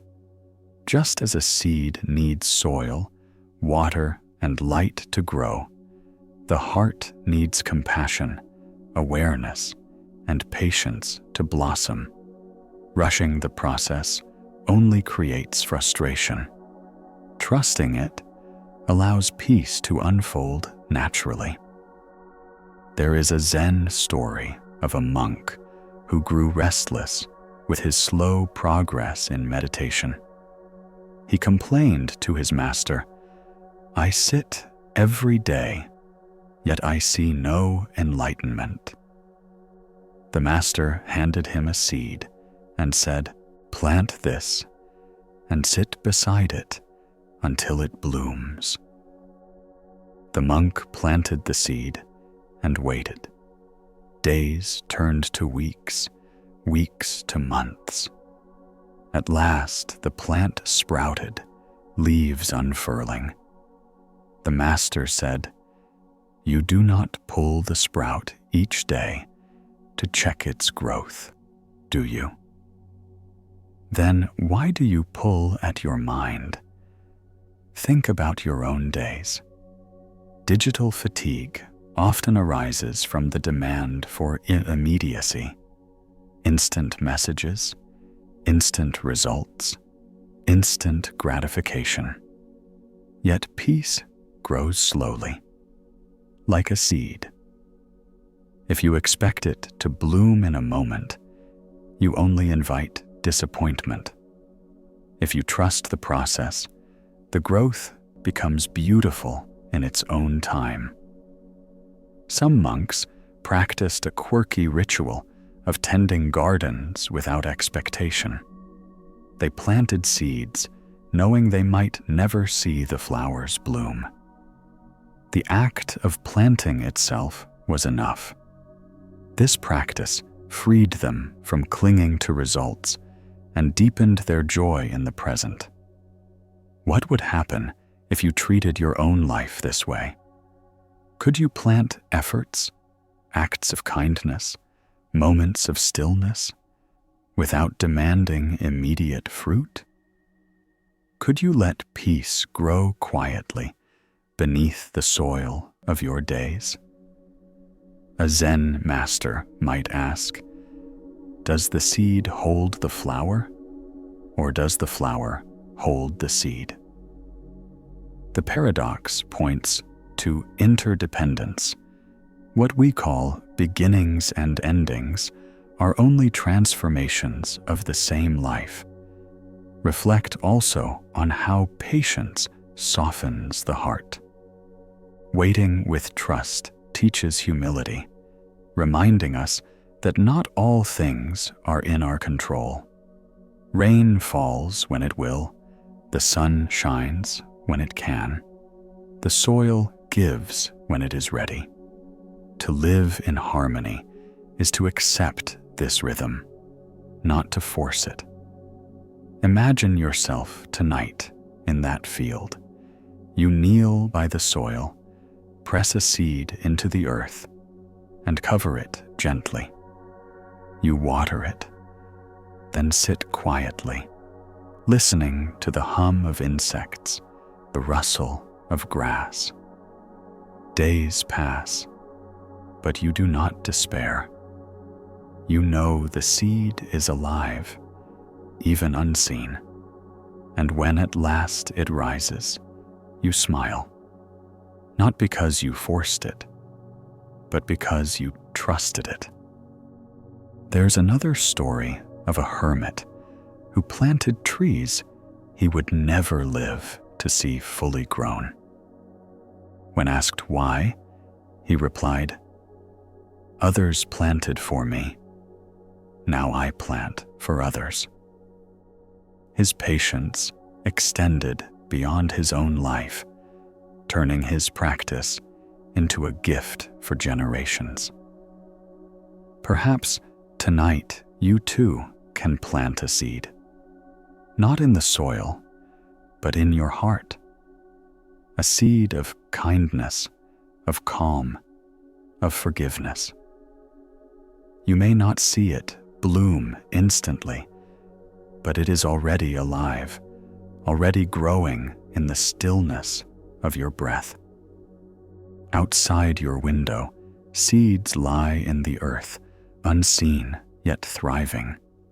Roots spread quietly, shoots wait patiently, flowers prepare silently to bloom. The night itself is like soil, holding life in its unseen depths. The teaching of the seed and the soil is this: peace grows slowly, nourished by patience and trust. You cannot force it, but you can nurture it. In time, what is hidden will blossom. So as you prepare for rest, imagine planting seeds of calm with each breath. With each exhale, you water them. With each moment of stillness, you give them light. Trust that they will grow in their own time. Tonight, you rest as the soil, holding peace quietly, waiting for its bloom. The story drifts now into the heart of the temple, where the ringing of a bell carries wisdom through the air. Imagine a great bronze bell suspended within a wooden frame, its surface weathered by centuries of touch and time. Monks gather in the courtyard as dawn breaks, their robes swaying softly in the breeze. A mallet strikes the bell once, and the sound rolls outward, deep, resonant, filling the valley with a vibration that lingers long after the strike. This is the story of the temple bell. The Buddha often taught that awareness ripples like sound. A single thought or act of kindness can spread far beyond what we see, touching lives we may never meet. Just as the bell's echo carries into the distance, the effects of our presence travel quietly through the world. There is a Zen story of a student who asked why the temple bell was struck each morning. The master replied, "To wake not only the body, but the heart." The student frowned, saying, "But many do not hear it." The master smiled and said, "The bell is not only for ears. It rings inside, whether you notice or not." The teaching was clear. Even if unnoticed, truth resonates within us, like a sound waiting to be remembered. Think about your own days. Digital fatigue fills life with constant noise, much of it shallow and fleeting. Yet beneath the surface, your heart still waits for a deeper resonance, something that lingers beyond a notification's ping. The bell reminds us that true sound is not noise. It is a call to wakefulness. Some monks practiced a quirky ritual by placing their hands on the temple bell after it rang, feeling the vibrations hum through the bronze. They said it was a way of listening, not with ears, but with the whole body. This practice taught them that wisdom is not just heard, it is felt deeply, reverberating through every part of being. What would happen if you listened with your whole self in this way? Could you feel the resonance of kindness, of silence, of breath, moving not just through your mind, but through your entire body? A Zen master might ask, "Does the bell stop ringing when you can no longer hear it?" The paradox points toward continuity. The echo does not vanish. It only extends beyond perception. Likewise, every act of compassion lives on, even when unseen. Reflect also on how the bell teaches impermanence and presence. Its sound is born in a strike, grows, fills the air, and then fades into silence. Life follows the same rhythm. Rather than mourning the fading, we can cherish the fullness of each note while it lasts. Imagine yourself tonight in that temple courtyard. Dawn air is cool on your skin. Incense drifts softly in the breeze. The bell is struck, and the deep tone surrounds you, vibrating through your chest, into your bones, into your very breath. You close your eyes, letting the sound carry you into stillness. Even after the echo fades, the peace remains.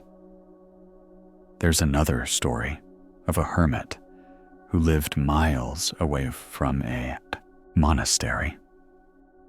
Each morning he paused, certain he could feel the bell's echo in the wind. When asked how, he said, "I do not hear it with my ears. I hear it with my heart." For him, distance meant nothing. Resonance travels inward as much as outward. Perhaps tonight you too can let the bell ring within you. Maybe the bell is the sound of your breath, rising and falling in rhythm. Maybe it is your heartbeat, steady and resonant. Each sound carries peace if you let it echo deeply. Outside your window, the world holds its own bells. Wind chimes clink in the night air, crickets sing, distant sounds ripple through the dark. Each carries its own resonance, each reminding you that sound and silence belong together. The teaching of the temple bell is this: awareness resonates beyond the moment. Acts of compassion, breaths of stillness, touches of kindness, they echo far into the world, far beyond what you may notice. So as you prepare to rest, imagine a great bell ringing softly within you. Let its vibration spread through your body, easing every muscle, calming every thought. Feel the echo linger, even as silence returns. In that resonance, you drift into sleep, carried by the sound of peace. The story moves now into the wilderness, where a single drop of water holds the reflection of the whole sky. Imagine a calm stream running through a valley, its surface smooth as glass. The water gathers into tiny beads on the blades of grass along the bank. One droplet trembles in the morning breeze, glistening with sunlight. In that droplet, if you lean close enough, you can see the reflection of clouds, trees, and even the wide expanse of blue above. This is the story of the drop of water. The Buddha often taught that the vast is contained within the small. A moment can hold eternity, and a single breath can carry the whole of peace. To search endlessly for grand revelations while ignoring the small is to miss the fullness already before you. The drop of water reminds us the boundless truth can be glimpsed in the smallest things. There is a Zen story of a monk who was asked where enlightenment could be found. Instead of answering, he pointed to a dewdrop hanging from a leaf. "Here," he said. The student frowned, confused, but the monk added, "The whole universe shines in this single drop. Do you see less or more? Think about your own days. Digital fatigue often pulls you toward bigness, big news, big tasks, big comparisons. You may feel overwhelmed, searching for meaning in grand achievements. But peace is often in the smallest gestures: the sip of warm tea, the sound of a bird, the touch of sunlight through a window. The drop of water carries the sky, just as small moments carry boundless peace. Some monks practiced a quirky meditation where they watched a single drop of water slide down bamboo or fall into a basin. They followed its movement slowly, noticing every shimmer, every curve. They said this practice reminded them that watching one drop attentively was no different than watching the whole river with presence. What would happen if you gave one moment today your full attention? Could you discover vastness in something small? A breath, a smile, a drop of silence. A Zen master might ask, is the drop separate from the ocean? Or is the ocean already in the drop? The paradox shows that what seems small is not apart from the whole, but a reflection of it. Reflect also on how the droplet is fragile, yet luminous. It will soon fall, vanish into soil or river, yet before it does, it mirrors the sky. Impermanence makes it more precious, not less. Your own moments, too, are droplets, brief, luminous, carrying reflections of eternity. Imagine yourself tonight kneeling by that stream. You see the droplet shimmering, trembling on a blade of grass. Within it, the entire sky gleams. You realize you don't need to capture the whole sky. You only need to see it where it already lives, even in the smallest drop. There's another story of a hermit who placed bowls outside to catch rain. When asked why he never stored water in large jars, he said, "Because a single sip quenches the thirst of this moment." His life was not about accumulation, but about savoring each drop. Perhaps tonight you too can see your own life as droplets, each breath a bead of water carrying peace. You need not hold the whole river. You need only taste this one sip, rest in this one breath. Outside your window, perhaps rain has fallen, or dew gathers on leaves, or stars themselves hang like droplets of light in the night sky. Each small shimmer reflects the vastness, if you only look closely. The teaching of the drop of water is this: the infinite lives within the finite. You do not need to chase the whole sky when it already shines in every moment, every breath, every drop. So as you prepare to rest, imagine a droplet of peace glistening within you. Let it shimmer with the reflection of stars, of sky, of stillness. Hold it gently in your heart, then let it fall into the river of sleep, where you merge with the boundless ocean of peace. The story flows now into the mountains, where stillness becomes a mirror for the mind itself. Imagine a high lake hidden among rocky peaks, its waters so calm they reflect the sky with perfect clarity. Clouds drift above, and their shapes appear on the surface without distortion. A bird glides overhead, and its shadow ripples gently across the mirrored water. When the wind is absent, the lake looks like polished glass, holding heaven and earth together in one image. This is the story of the mirror of the lake.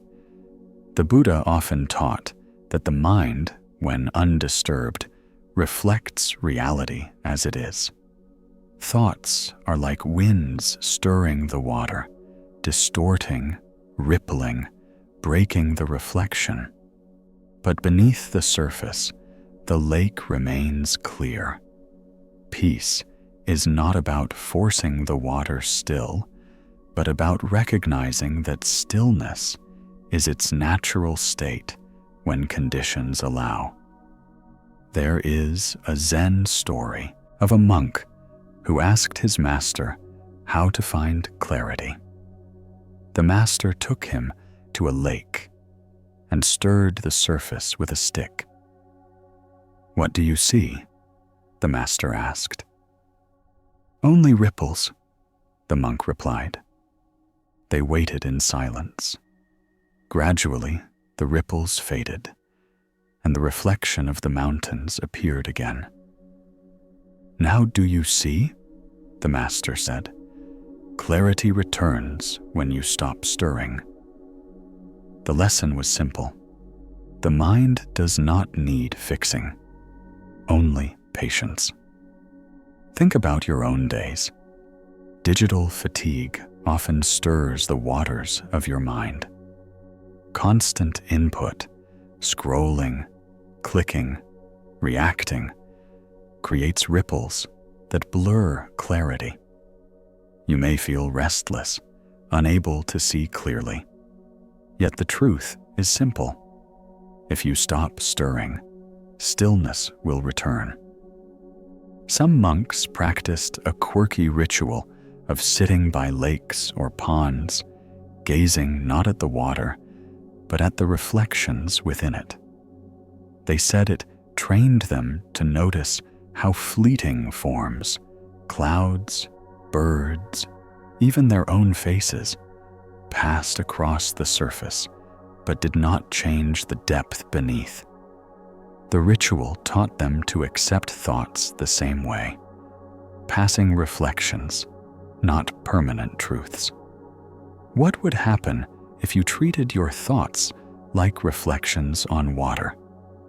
Could you watch them appear and fade without clinging, without believing they define you? A Zen master might ask, does the lake hold the reflection, or does the reflection hold the lake? The question reveals the unity of perception. What we see depends as much on stillness as on the objects themselves. Reflect also on how clarity feels in the body. When the mind is calm, the breath deepens, the shoulders soften, the heart slows. Just as the lake mirrors the sky, the body mirrors the mind. Stillness above is reflected in stillness within. Imagine yourself tonight sitting by that mountain lake. The air is crisp. The peaks glow faintly with moonlight. You look into the water and see the stars reflected, shimmering as if scattered at your feet. For a moment, you feel the vastness of the sky resting within the lake, and the vastness of peace resting within you. There's another story of a hermit who carried a small bowl of water with him wherever he went. Whenever his mind grew restless, he set it down and waited until the ripples stilled. Only then did he make his decisions. "If the water must be clear before I drink," he said, "the mind must be clear before I act." Perhaps tonight, you too can let your mind's ripples settle. The thoughts of your day, its worries, its tasks, its noise, are only movements on the surface. Beneath, your mind is a lake, deep, calm, waiting to reflect peace. Outside your window, the night may be still. Clouds drift slowly. Stars shimmer. Winds rest. The world itself mirrors calm when left undisturbed. The teaching of the mirror of the lake is this: clarity does not come from forcing stillness, but from letting go. When you stop stirring, the truth reflects itself naturally. So as you prepare to sleep, imagine your mind as a calm lake. Each breath smooths its surface. Each exhale dissolves a ripple. Soon the reflection of peace appears, steady and luminous.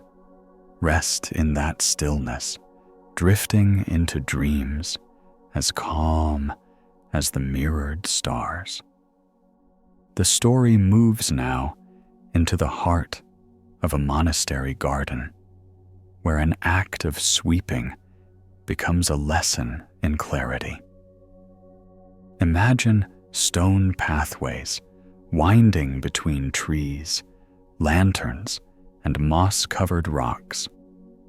Leaves fall gently from branches, scattering across the ground in golden and red patterns.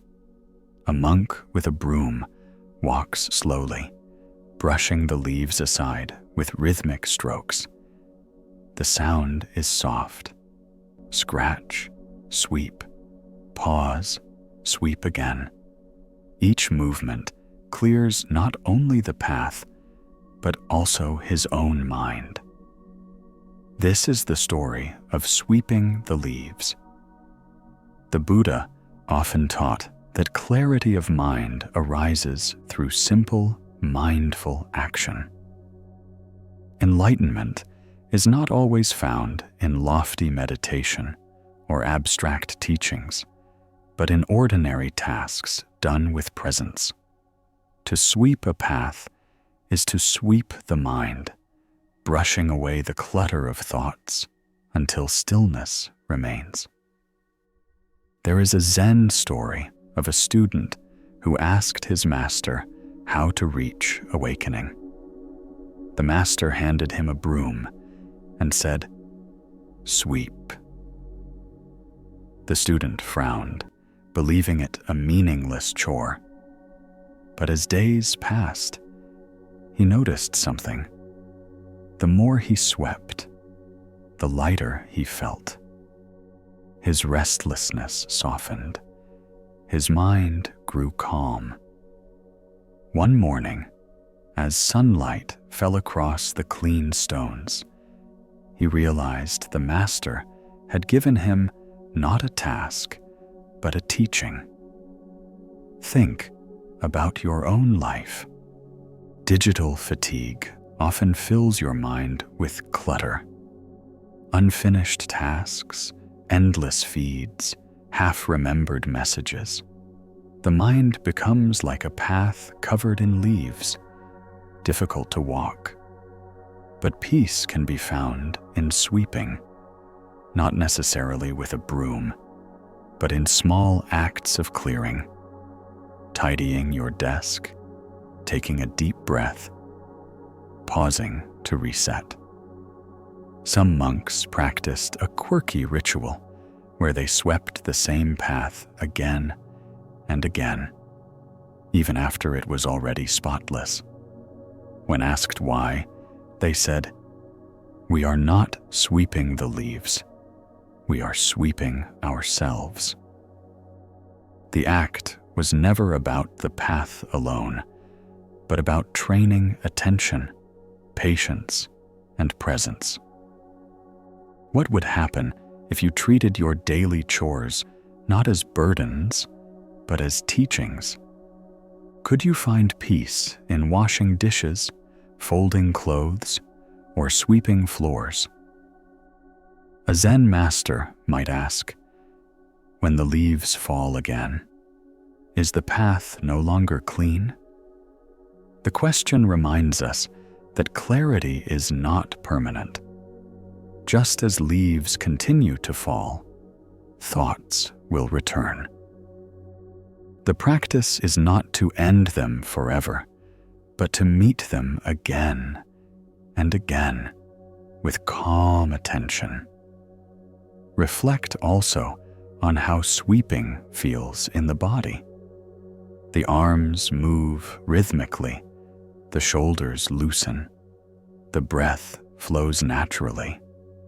Each stroke of the broom becomes a meditation. Each cleared patch of ground a reflection of the clearing mind. Imagine yourself tonight walking through that monastery garden. Leaves scatter across the stone path, golden in the evening light. You pick up the broom, its handle smooth in your hands. Slowly, you begin to sweep. The sound is steady, soothing, like a lullaby of movement. With each stroke, the path clears. With each stroke, your thoughts grow lighter. Soon the path gleams, and so does your mind. There's another story of a hermit who refused to sweep his hut for years. When at last he picked up a broom, he said, "Each stroke carries away more than dust." For him, the act of cleaning became an act of releasing, not of dirt alone, but of clinging and worry.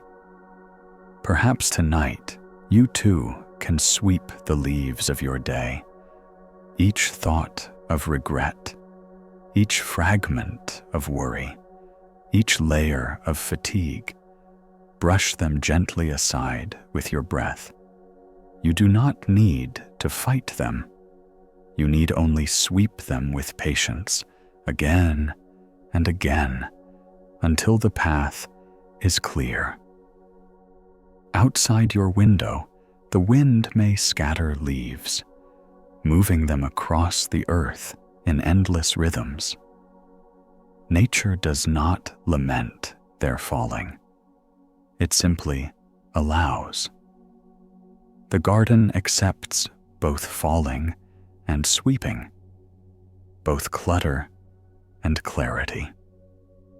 The teaching of sweeping the leaves is this: peace is not in erasing thoughts forever, but in gently clearing space again and again. Each act of sweeping is a return to stillness. So as you prepare to sleep, imagine holding a broom of breath. With each inhale, you gather strength. With each exhale, you sweep gently across your mind.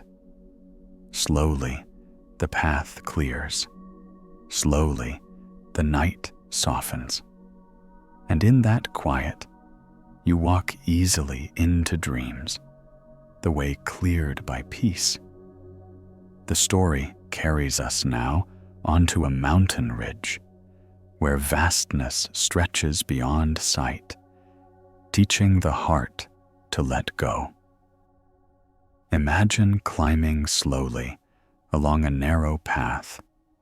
The air grows thin, the wind sharper, carrying the scent of pine and stone. At last, you reach the summit. Before you lies a panorama of valleys, rivers, and peaks rolling into the horizon. The sky is wide, so wide it seems endless, its blue fading into the pale shimmer of distance. In that immensity, your own worries feel small, dissolving into the open space. This is the story of the open sky. The Buddha often reminded his followers that clinging makes the mind narrow. To grasp tightly at desires, fears, or identities is to shrink the heart into a cage.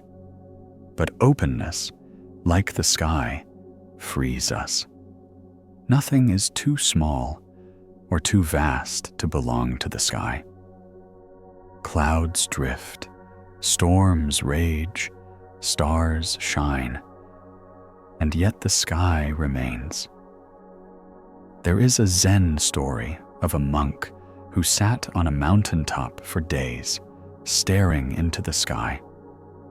When asked what he had learned, he said that the sky holds everything, yet clings to nothing. I must become like the school.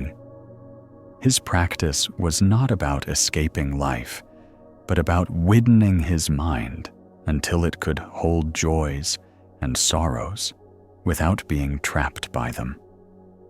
Think about your own days. Digital fatigue narrows the mind, shrinking your focus to screens, comments, and deadlines. You may forget the vastness beyond the glow of pixels, but like stepping onto a mountaintop, even pausing to notice the sky outside your window can widen your perspective, loosening the grip of small worries. Some monks practiced a quirky exercise called sky gazing. They lay on the ground, eyes open, staring at the endless blue or the stars at night. They did not meditate on breath or mantra, only on vastness. They said it reminded them that their problems, though real, were as fleeting as clouds drifting across an endless expanse. What would happen if you let your own mind rest in sky gazing? Could you feel the wideness dissolve the heaviness of your thoughts? A Zen master might ask, is the sky outside you or within you? The paradox reminds us that vastness is not only above, it is also the spacious awareness within, always present. Reflect also on how the body responds to vastness. Shoulders drop, breath deepens, chest opens. Standing beneath the sky, you feel both small and infinite. Small in comparison to the universe, infinite in your belonging to it. Imagine yourself tonight on that mountain ridge. The wind brushes your face. The world stretches in every direction. Above, the sky glows with fading light, clouds painted gold and pink by the setting sun. You breathe deeply, letting the vastness enter you. Suddenly, your burdens feel lighter, carried away into the horizon. There's another story of a hermit who told his students, "When thoughts trap you, look up." For him, the act of seeing the sky broke the illusion of confinement. Each glance reminded him that no thought was larger than the expanse above. Perhaps tonight you too can look up, even if only in imagination. Let your mind open like the sky, spacious enough to hold every thought without being held by them. Outside your window, the sky may be filled with stars, or cloaked in clouds, or hidden by city lights. Yet it is always there, lointain and ungraspable. The sky belongs to no one, yet it welcomes everything. The teaching of the open sky is this: peace is found in spaciousness. When the mind expands, clinging dissolves. You are no longer trapped by storms. They pass like clouds. Beneath it all, vastness remains. So as you prepare to rest, Imagine your mind as open as the sky. Let thoughts drift like clouds. Emotions rise and fade like weather. Nothing can confine you, for you are as wide as the horizon. In this boundless openness, you drift gently into sleep, free and at peace. The story drifts now into the quiet of a small, humble hut, where simplicity itself becomes a doorway to peace. Imagine a structure made of wood and straw, its roof patched, its floor swept bare. A single mat rests in the corner. A clay pot stands by the wall, and a paper window lets in the soft glow of moonlight. No ornaments, no clutter, nothing unnecessary. Within the hut, silence reigns, broken only by the rustle of wind outside. This is the story of the hermit's hut. The Buddha often taught that simplicity lightens suffering. When life is crowded with endless wants, the heart grows restless, chasing more. But when needs are pared down to what is essential, peace blossoms naturally. To live simply is not deprivation, it is freedom. The hermit's hut shows this truth. Emptiness outside becomes spaciousness inside. There is a Zen story of a wandering monk who entered a hermit's hut. Inside, he found only a bowl, a mat, and a kettle. The monk laughed and said, "You live with almost nothing."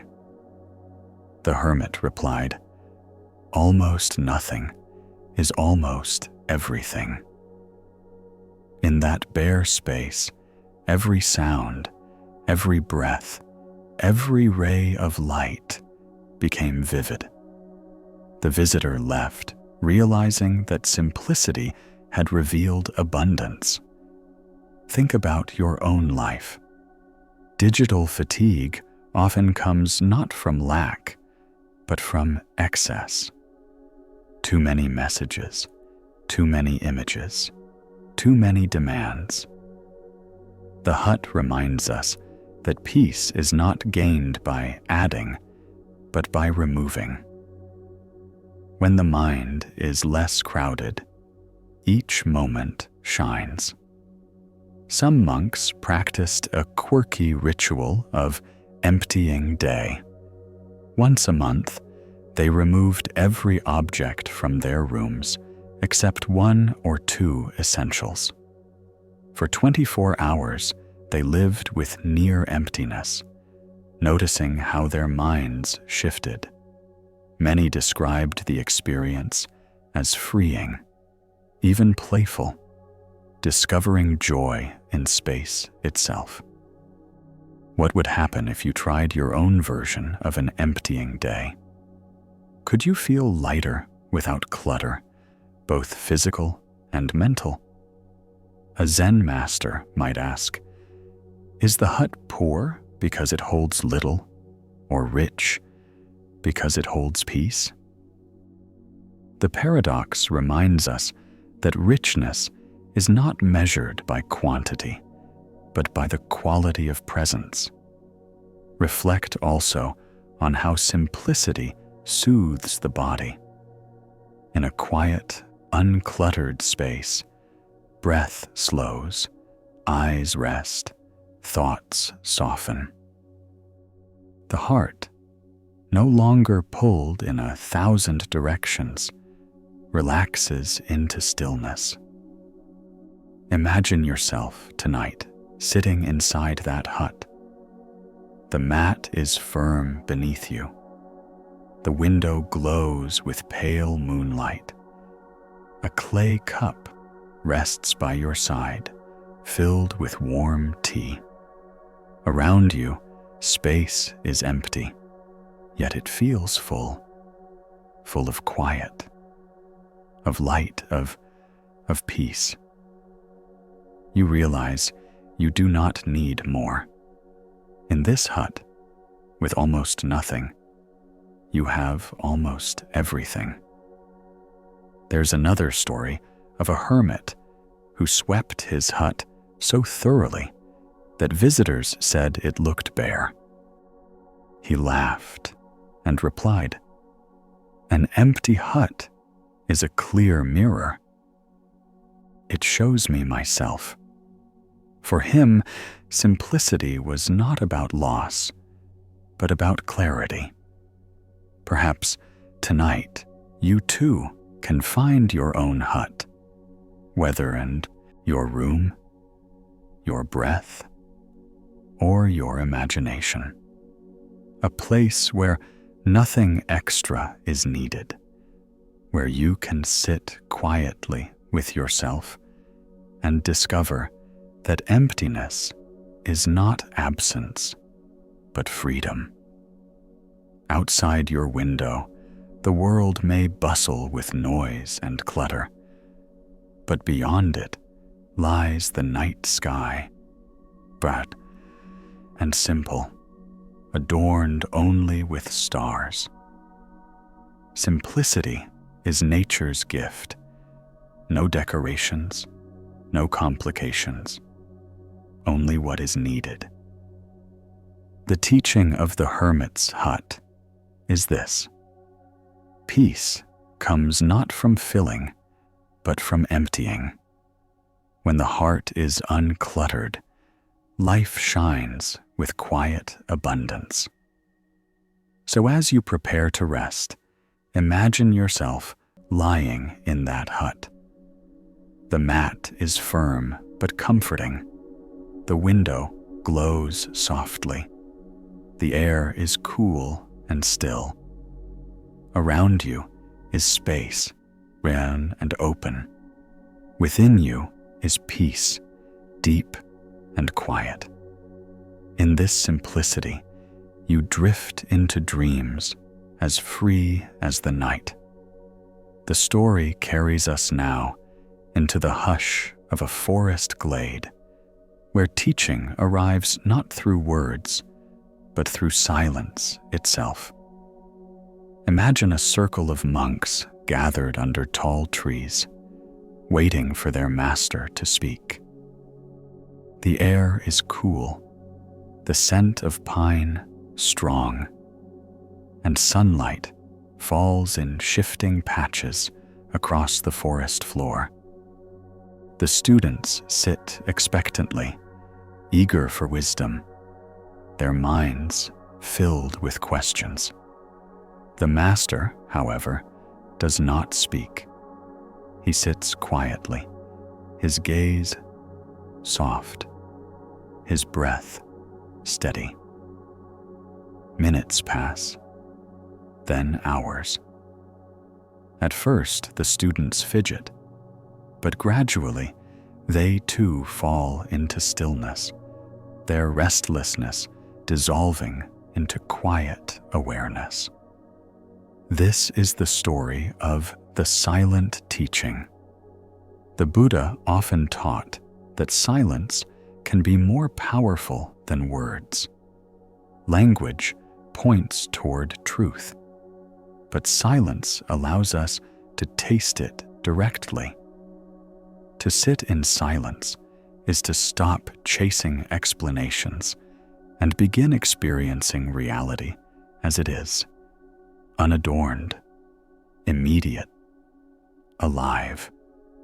There is a Zen story of a master who held up a single flower before his students. Most waited for explanation, but one monk simply smiled. In that smile, he showed he understood the teaching beyond words. The master declared him enlightened. The flower was not the lesson. The silence surrounding it was. Think about your own days. Digital fatigue often comes from endless words, scrolling through articles, messages, conversations, debates. Rarely do we allow silence to teach us. Yet silence is not empty. It is full.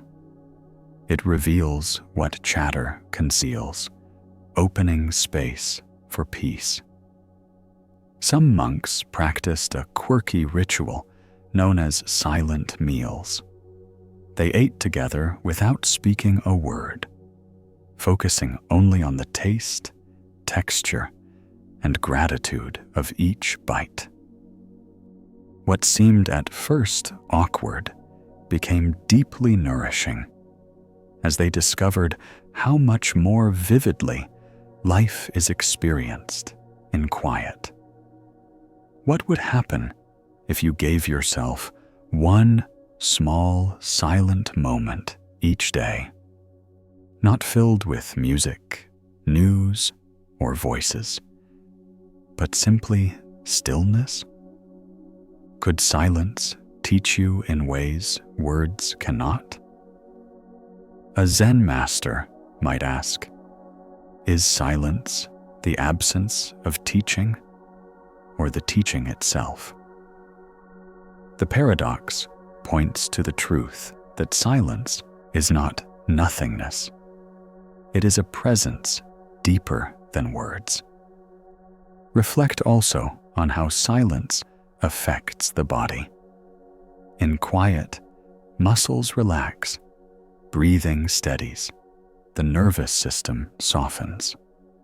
The absence of chatter allows the body to return to its natural rhythm.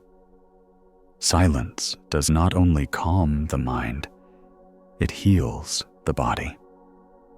Imagine yourself tonight in that forest glade. The master sits quietly, his face serene.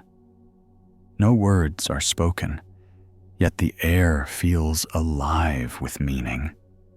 You close your eyes, listening not to voices, but to the silence itself. The rustle of leaves, the beat of your heart, the whisper of breath.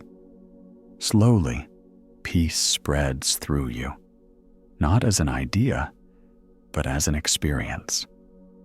There's another story of a hermit who lived alone in the mountains. When asked why he never wrote teachings, he replied, "My silence is my book.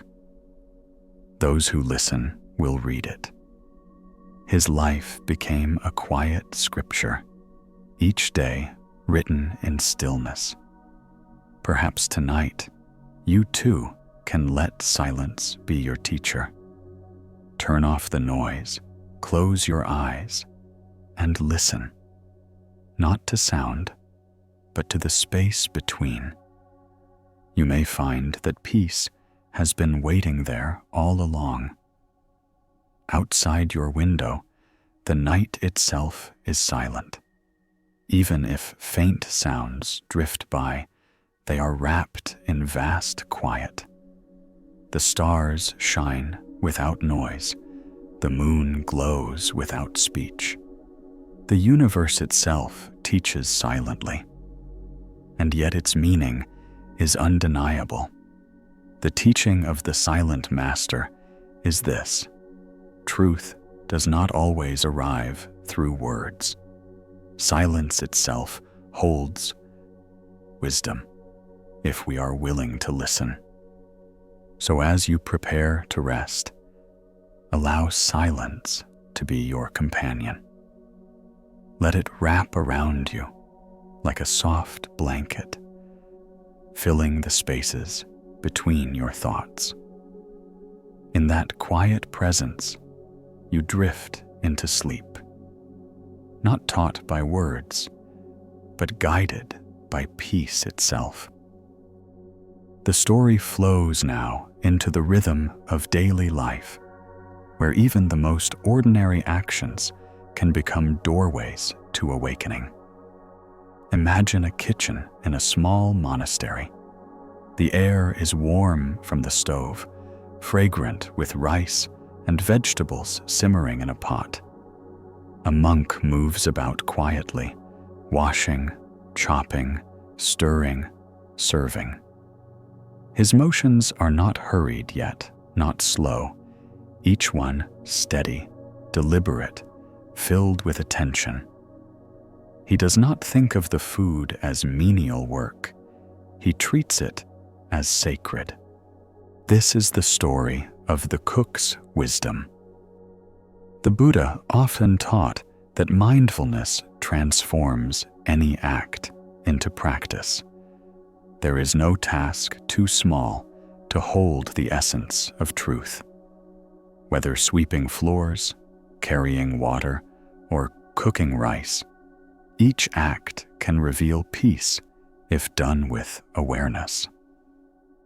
There is a Zen story of a cook who was praised for his meals, though he used only the simplest ingredients. When asked his secret, he said, "I give each grain of rice the respect I would give the Buddha." For him, cooking was not about flavor alone, but about reverence. His food nourished not only bodies, but hearts. Think about your own days. Digital fatigue often makes chores feel burdensome. Emails, cooking, cleaning, errands.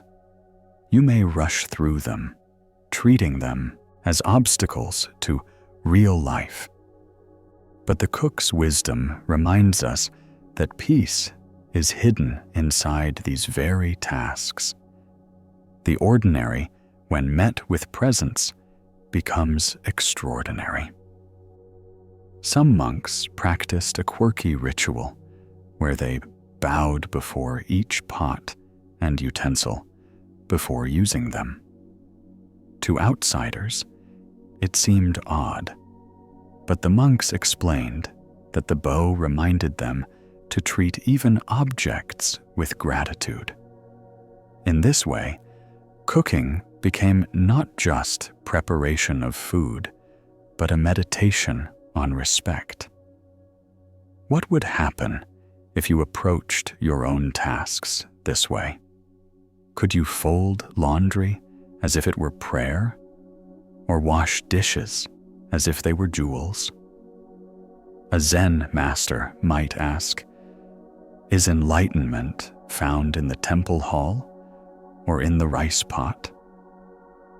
The question reveals that truth is not limited to sacred spaces. It is woven into every act of daily life. Reflect also on how mindful action feels in the body. When you chop vegetables without rushing, your breath aligns with your movements. When you stir with attention, your shoulders loosen. The body finds rhythm, and the mind follows, entering quiet without effort. Imagine yourself tonight in that monastery kitchen. You lift a wooden spoon, the handle smooth in your hand. You stir the rice gently, hearing the soft sound of grains shifting.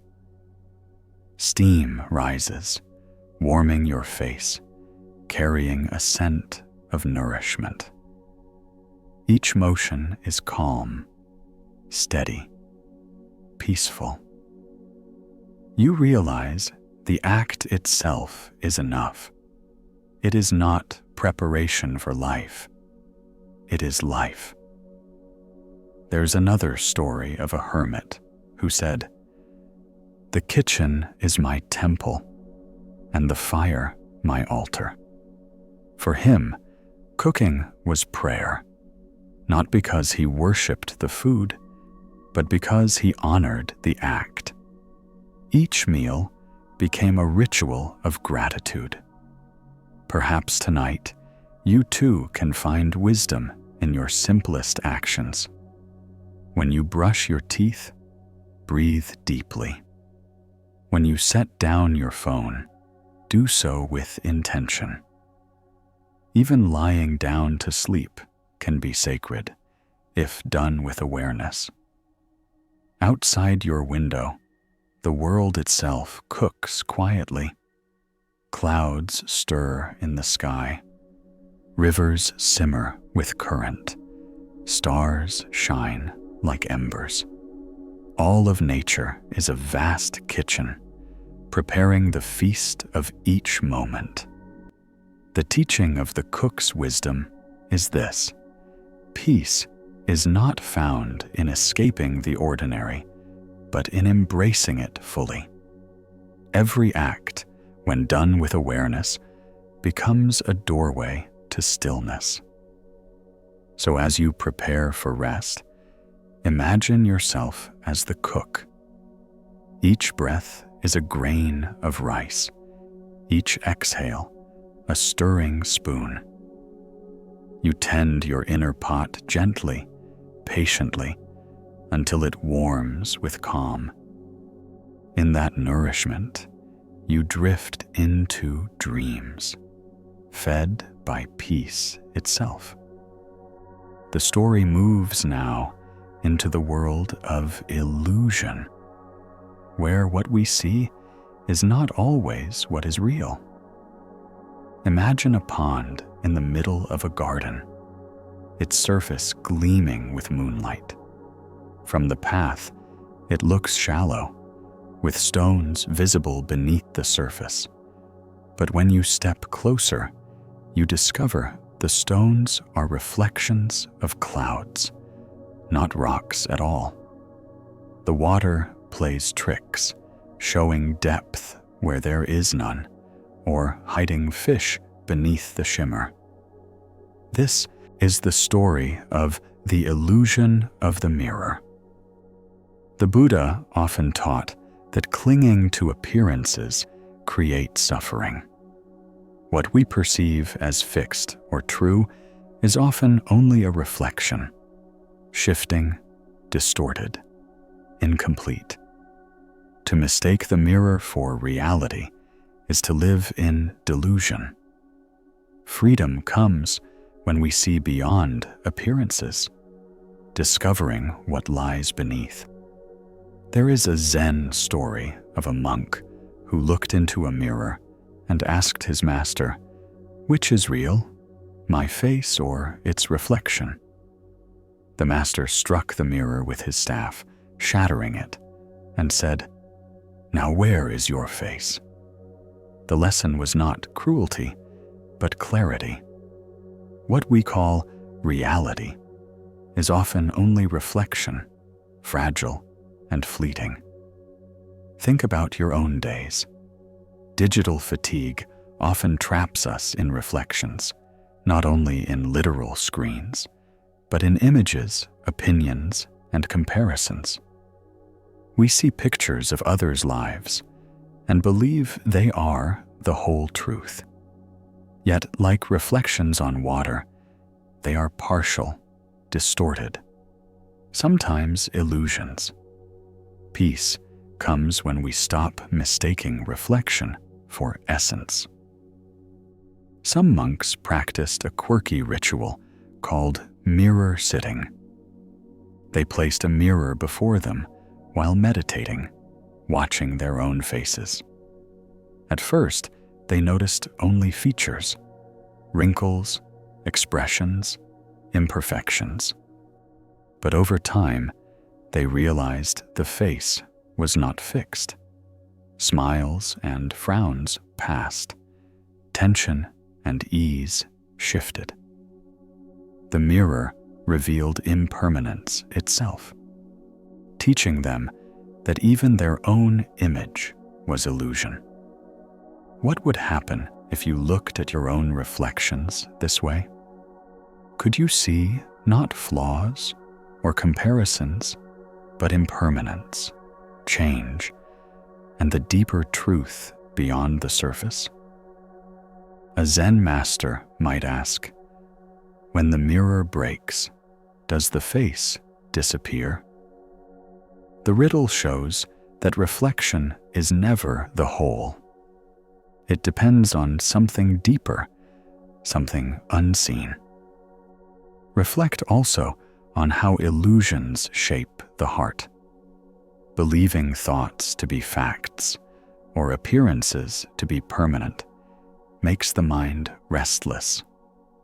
But when we see them as mirrors, we loosen our grip. We can smile at illusions without being caught in them. Imagine yourself tonight, standing by that pond. The moon glows above, its reflection shimmering on the water. You reach to touch it, and your hand disturbs the image. The reflection ripples, distorts, vanishes. Yet when you look up, the moon is still there, unchanged, untouched.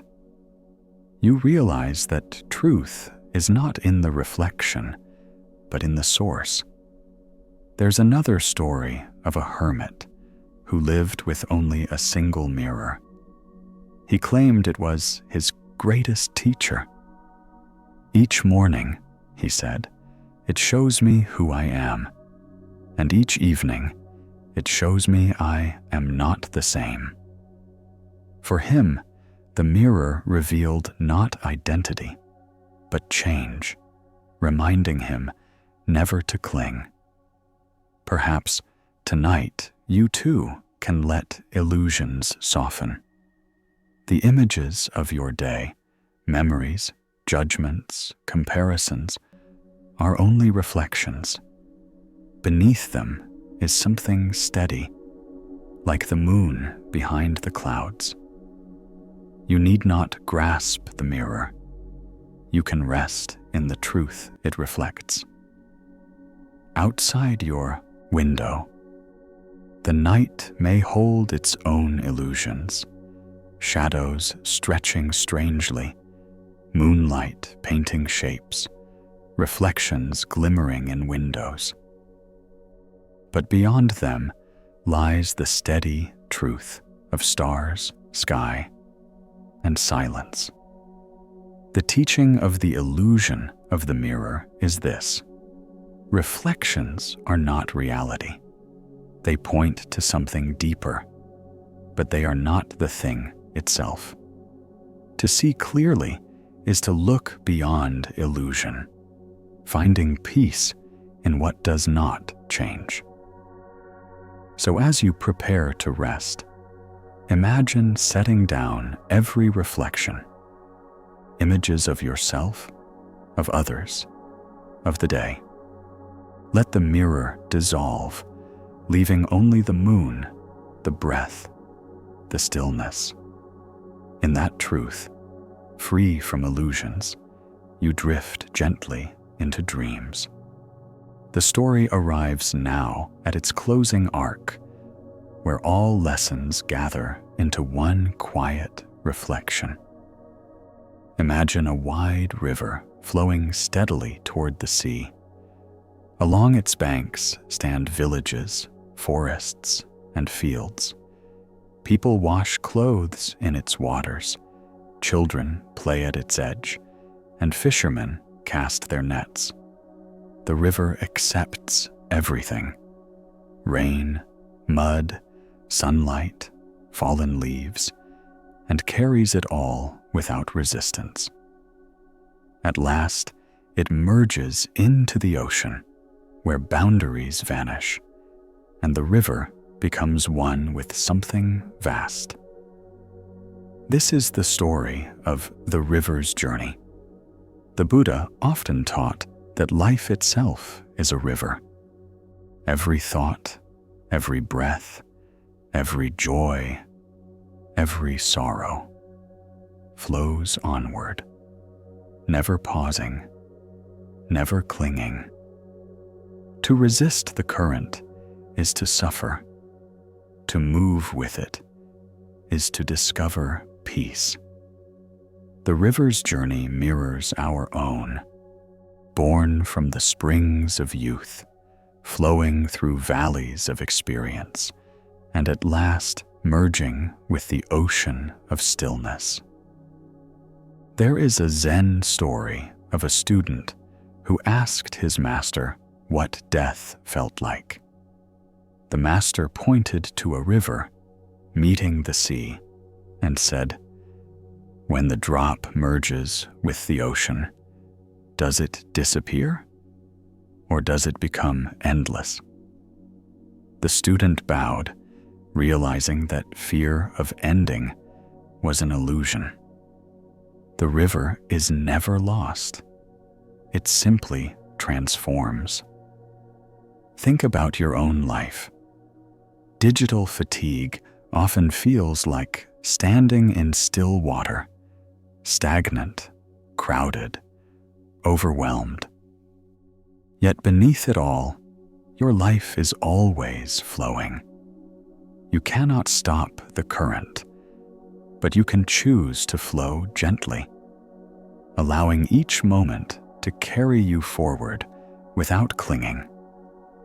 Some monks practiced a quirky ritual of writing worries on leaves and setting them afloat in rivers. They watched the leaves drift, spin, and disappear downstream.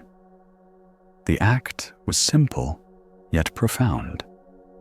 A reminder that letting go is not about erasing, but about allowing life to carry things where they belong. What would happen if you treated your own worries this way? Could you place them on the water of breath and let them drift away, trusting the current to hold them? A Zen master might ask, "Is the river moving? Or is it you who move with it?" The paradox reveals that separation itself is illusion. You are not outside the current. You are part of it. Reflect also on how rivers carve landscapes over time. Patiently, they shape valleys, nourish fields, and create fertile ground. Your own flow of breath and practice, though gentle, shapes your life the same way.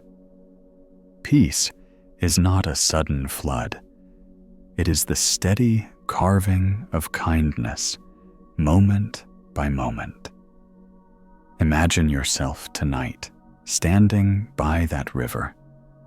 The moon glows on its surface, silver ripples stretching into the distance. You kneel, pick up a leaf, and place it gently on the water.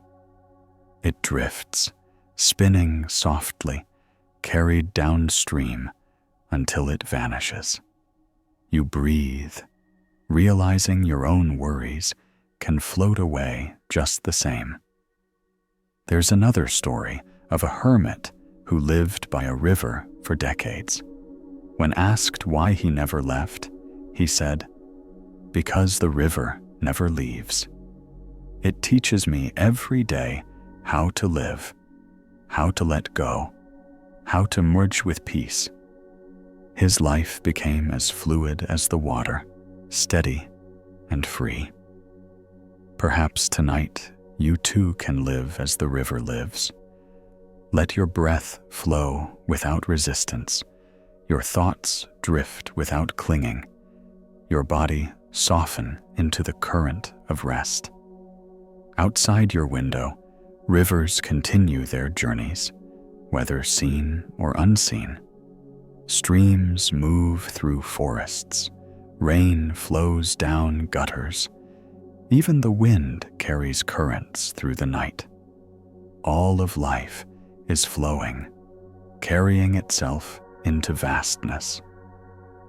The teaching of the river's journey is this: peace is not found in holding back, but in letting go. To live is to flow, and to flow is to merge with something greater. So as you prepare to rest, imagine yourself as a river. Each inhale gathers mountain rain, Each exhale carries it to the sea. You move gently, steadily, toward vastness. At last, you merge with the ocean of sleep, boundless, endless, free. Now the stories soften, like the river entering the sea, fading into quiet. You have walked through gardens, mountains, and temples. You have met monks, hermits, children, and tigers. Each one has offered a piece of wisdom, like stepping stones across a stream. And now, those stones vanish behind you, and only stillness remains.